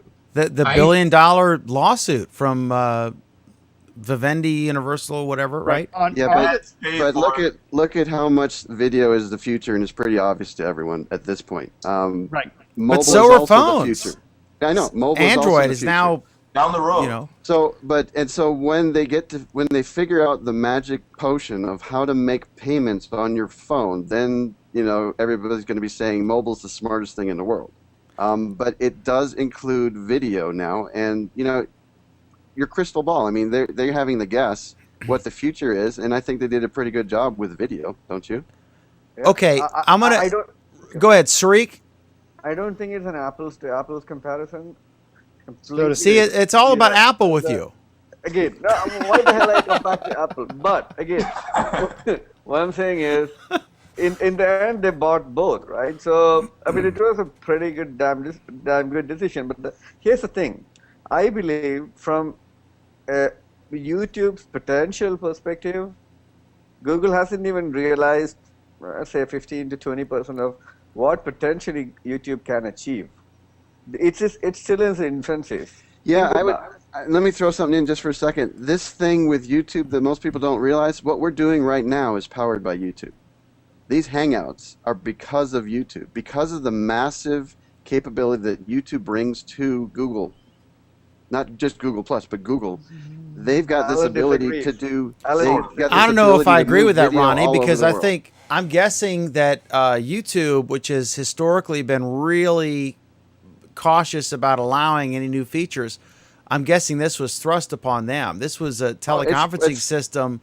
It's thrust upon them, of course, but nonetheless, they still have the infrastructure that they built, and therefore Google is now utilizing that. This was think of what you buy a company for. You don't buy it just for ABC. You've got all these assets, and some of the assets let me simply ask you this: what if YouTube started? I know that they already are into movies and stuff like that. Don't you guys think that YouTube can, in the long run, or maybe in a few years, I don't know, become a real competitor for Amazon Prime or Netflix or any of this in a Hulu. If it was, except for the fact that Google is totally unable to actually come up with negotiated deals Yeah. with now, most for of the now. studios, then yes. For now. What YouTube does differently is they say, look, we don't need those big studios. You are the big studio. That's That's what what Google YouTube. does well. That was Google does well, not just YouTube. Except they're doing it lousy. But other than that, You know, One they get okay, this. listen, we're gonna do a round robin because we're gonna close soon. I'm gonna start with Sariq and work my way over to Alan, and then we're gonna do our closing thing. But a what do you mean, one and then we're word, going to do our closing thing? we're gonna do our final thoughts about whatever you want to talk about. One word answer. Sariq, you just get a call from Sergey or Larry, and they say you can have Android or YouTube. Which would you take? Sariq? Android. You would take Android. Ronnie, what would you take? YouTube. Michael Banks. I would take Android. All right, so we got one YouTube and two Androids. How about you, Dan? Anthony, you can have YouTube or you can have Android. Which would you prefer? Dan, what would you do? I'm last. You know what? I take back my answer. I take back my answer. You can't take Okay, back your answer. I took Android. I would get no freaking money for it. It's open source. I choose YouTube. All right, so we got two YouTubes and an Android. Anthony. I'd flip a coin, but if I had to make a choice at the moment, I'd say my response would probably be Android. All right, so we've If got. you just said decide, I'd say Android. So we're tied. Alan. Well, you want to know how I'm going to break the tie? Not participating. You ready? You ready? Glass. Next. Google Glass. Yep. I told you. That wasn't an option. That wasn't an option. You had to pick one of them. He's All right, not so gonna I'm going to break the tie. I absolutely, I would go with YouTube, because Android is fantastic, but They make no money. from it, YouTube other than ads. is. Can I don't know. explain? If I had to choose, I would. It's a crazy question, right? Can And I we all- explain? Can we I all know- explain why I picked Android? We all know who Craig Shipp would pick. Oh yeah, Alan, Dan, can I explain why I picked Android? yeah. If Google didn't have or didn't develop a mobile operating system which is so popular in the world right now, and which is going to are probably generating a lot of revenue in terms of ads, and it's out there on millions and millions of phones, right? That is the big revenue stream for Google. Yes. No. Hold on. I'm not talking about just today. I'm just talking Okay. about the growth of Android now, and not just on mobile phones. Any device, for example. Today I saw that Samsung had a camera, pure Shrek. camera, developed do on you- Android. Do you remember the numbers of how many videos, minutes, or hours are uploaded every day? That's fine, but what I'm saying Yeah, is, but look how many Android how- devices are activated every day. I mean, they're Now, both that's all gold that's mine. Nowhere near 72 hours of video uploaded every single It really minute is a hard every day. question, though, Ronnie. It You got to is- admit it is it's a hard easier question to to answer. create- Which would you choose? It is easier to have a competitor for YouTube than for Android. Now, guess what? Let me throw all that out the window. Now, only thing you would get if you got Android would be that freaking pile of source code. If you got YouTube, you would get the freaking ad dollars from them just. No, you get using but Michael, that's too simplistic. You get that pile of source code that is currently being sold by every phone carrier in the world, and it's at the even more same time simplistic is because being monetized. But are they getting money for every phone from that point you know- on, or is it a one-time charge and that's it? Do you can- know how many hours of video is being uploaded to Facebook in a minute? Yeah, but Facebook can't monetize it. YouTube can. For now. Ronnie, Okay, well, Ronnie, there's Ronnie, money Alan. now coming into. Ronnie, now. Ronnie, you're better answer. You could probably answer this better than the rest of us. When did YouTube actually start monetizing? Because it's relatively recently. When you say monetizing, I was a full partner about 3 years ago, and there were other partners before me that were monetizing, but it did not go really viral until within the last year, honestly, when they opened up partnership to the world. where everybody can monetize instantly. There is no doubt that YouTube is a money spinner, but whether you want to actually be in control of a platform as opposed to a service, that's the real question. I'm sure in 2020 hindsight, both are great. I would even come to the point that say that YouTube is more than just a service. I think it is the equivalent of a platform at this point. I mean, there's anybody else that has tried, and I've watched them for many years, to bring in a competitor to YouTube has failed. Why is it so difficult? Including Google. Why is it so difficult? Because you're removing a lot of pixels around. It costs a lot of money. And unless you have that big money to come up against the big gorilla, which is YouTube, you're not necessarily going to make it. Some of the best places like Vimeo are doing a decent job, but all they can do is get a niche market. But here's my counter argument. Is it similar to saying that Facebook has 1 billion people out there, and it's the largest social network in the world, and Google is coming up with Google Plus, and Facebook is doing it so well with so many people, and it's very difficult for Google to unseat Facebook. But Facebook's not making money. They're not making money. Again, for now. I'm just saying. They're not going to. They're not going to. They're dead. You agreed that YouTube wasn't monetizing well till last year. Again, right? at what point did YouTube start making money? I'm saying YouTube started making money. There's always this conversation in the YouTube world as to when are they ever going to be black? You know, instead of losing money, when are they going to start making money? Right. They've never really officially said we're making money now, right? Oh, no, I'm saying that. So I would say for the last 4 years, they've probably been in the black. That's just my guess. 4 years. Yeah, well, they've been making money on ads. Tons of them. Literally tons. I'm saying if one of the strategies Facebook is trying to work out in advertising succeeds, they will make a lot of money. Will you take I have no doubt that it would make money if it succeeds, right? So that's the big if. Just one strategy. One strategy. It won't succeed. Nobody really wants ads. Nobody wants ads in their social space. Let me put it this way. That's our optimism. And no, it's been my contention since long before Google Plus ever existed that ads. I worked with customers trying to get them to make money by putting ads on Facebook, and it always failed. Are you saying that Google Plus will never have ads? I am saying that according to Vic Gandotra, that Google Plus will not have ads in social because they don't need it, and I understand why they don't need it. We've talked about this before, at least I have. I totally and utterly say that they will have ads eventually. I disagree with Surik. I don't think so.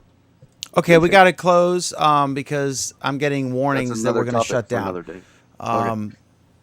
Surik, what was the best thing you saw on Google Plus this week? Alan knows the answer. Breakfast combo. Absolutely right. What? Breakfast combo. Can you elaborate? We elaborated earlier in the show. You weren't paying attention, apparently. Well, it's a game where you actually think of something and you the text thing, yeah. Yeah, it's not the texting. Don't call it the texting. It's a geek game. Try to win it's not just a geek game. Yeah, well, more or less. All right. No, I mean, we're playing it with a bunch of geeks, so it ends up being a geek game. But the game itself is not a geek game. I agree. The game itself is very simple. But the kind of stuff people think, it's like, Dan, if you think of something which is very, very difficult to guess, and there is a system by which people ask or make guesses, and you answer and guide them, and like in a series of like 100 to 200 come, and somebody comes up with the answer. It's fantastic. I loved it. I don't know how you would possibly love a geek game, Surik. I'm not a geek, I agree. You're too cool for that. Oh, yeah. Even though your country is about to become third most populous because of Mark Zuckerberg. Okay, Ronnie, what was the most interesting thing you saw on Google Plus this week? It's very personal, but I got a little check mark by my name, so I got verified this week. Oh, awesome. Good for you. Our condolences. Thank you. And the second thing that actually is really awesome is I found out the name of the YouTube community manager right here on Google Plus. What is it? Awesome. I'll share that with you later. Yes. We'll do some private posting afterward. Michael Banks, what was the coolest thing you saw this week on Google Plus? Oh, I sort of got it from Hangout, so that counts. Okay. I know you're gonna love it because I found a new way to use my Nexus 7. I've been wanting to take it and use it more than normal, than just in Wi-Fi areas. So I was able to get an app called Copilot Live that allows you to download all the maps in the entire region and use the Nexus 7 as a GPS without Wi-Fi or even a hotspot. I thought you had done that for quite some time. I thought you had downloaded your whole city. I mean, you still had to have it cached the maps from Google, but you still had to have a physical connection, some way to connect Google Maps to the internet. So that's what it runs off of. It uses the GPS too, but you still have to have an internet connection for the navigational aspect of it, for your dot to show, oh, you're moving here. You still have access to the maps. That's what that caching does. Okay. So you can see all the streets clear and all that stuff. You don't have to wait for it to render and all that. That's what the caching does on the Google Maps. But this caches the maps, and you get to see yourself as you're moving in the map. That's cool. And it's Yeah. no connectivity other than GPS. I use when I'm in a situation where I want connectivity. I'll use Foxfi, which is a free app that, and I have my phone is Sprint, so we have unlimited data, so I can turn my Wi-Fi hotspot on for free, stick it in my pocket, and use my Nexus 7 anywhere. So it's basically like a 3G Nexus 7. It's not super fast, but it works if you're in Applebee's or something, and you don't have, if you're not with anybody, if you're eating So alone. you're using or your something. regular cell phone as a hotspot so that the Nexus 7 can run? Absolutely, yeah, works great. Okay, so Anthony, what was the most asbestos thing you saw on Google Plus this week? Well, I didn't spend much time on Google Plus this week because I was pretty sick. But in Rochester, there's this dinosaur that's going to be on display through January 2nd, and apparently it's the largest, most extensive, and best preserved T-Rex ever found. So that's pretty cool. You think they're gonna ever clone the woolly God, I mammoth? hope not. Not the T-Rex. I don't want to be around if they clone the T-Rex. But do you think they've talked about that? That was in the news recently. They found some, I don't know. I mean, this is like they were going to dig up Hoffa, right? Jimmy Hoffa. They're on the verge of cloning the woolly mammoth. Do you think that that'll ever happen? Will Jurassic Park become real? I think we should clone more, sheep before we start working on. I mean, that's years, that's decades ago. But do you think it was in the news that they found some DNA somewhere just in the last week or two? They said that they think they'll be able to clone. Yeah, I don't know why you'd want to specifically clone a woolly mammoth before any of these other types of things first. I mean, you got to have the DNA. I think it'd be epic. And when I posted on that, Alan, I got some comments basically rehashing the theory from Jurassic Park about whatever, that the world would come to an end if we did this. But I mean, you're talking about a red-headed elephant, 20 feet tall or whatever it is. It would be pretty conspicuous. But that is fascinating, isn't it? I mean, really is incredible. A lot of it's pretty easy for a lot of us to just kind of casually toss around, working on this program, seeing this bit of software. Let's face it, what they're doing with DNA and in the medical field blows this away. Come on. Software is easy compared to this stuff. There will come a day when, there may come a day when they can clone, a woolly mammoth. When I get my genetic sequencing kit in my living room, then maybe we'll talk about it being, I'll be scared of you if you get a genetic sequencing kit. But I mean, it's plausible. They've cloned other things. It's a very delicate and it takes 100 tries to get one that works, but That's how some people program too. exactly. But technology keeps moving forward, baby, and it's really fascinating to me. And there's a huge commercial interest. If you had the first woolly mammoth, now the way they would do this is it would take about 2 or 3 generations from an elephant to produce a largely correct woolly mammoth. So it's not something that's going to happen right away. Maybe you get a miniature one and as a pet. I mean, A teacup. I tell you what, Toys R Us will be first in line. Like a toy woolly, right? A toy Can you imagine woolly? exclusively at PetSmart, a woolly mammoth, a mini woolly mammoth. I'm serious. I mean, there's, where there's a profit to be made, and I know, Ronnie, you're first in line. Seriously, if there's a profit to be made, they're going to do it, right? Can you imagine having an exclusive, the theme park, the Jurassic Park or whatever, with miniature ones, with an actual woolly mammoth? Are you kidding me? I mean, how many hairy red-headed elephants do you see? This is a big deal. But anyway, obviously I've completely digressed, and it's wrap-up time, isn't it? It is wrap-up time. Yeah, Alan, last word. Before the last word, when I just thank everyone and tell them when to watch next week. Don't you want to read the comments before you go? What? Don't you want to read the comments on YouTube? Shame on I see you left the last comment, Sari, or yeah. No, I did not. I was just George, saying. the last comment. The last comment from George Cozy. The woolly mammoth is just a hippie elephant. And I think with that, close it up, Dan. Alan, what was the most interesting thing you saw on Google Plus this week? Breakfast combo. Breakfast combo. So you and Sariq are on the same page. Ironic and unusual. Hey, folks, thanks for watching. We really appreciate it. And let me hit the button here. We are here on YouTube Live and Google Plus Live every Friday night at 8 p.m. Eastern USA time, 5 p.m. Pacific, midnight or 1 a.m. GMT.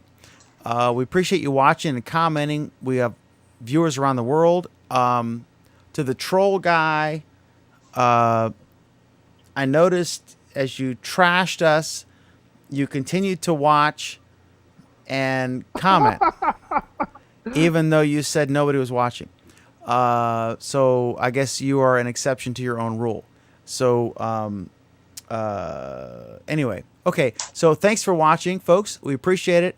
And I want to wish all of you, and as I look for my button here, I want to wish all of you a wonderful Google Plus week.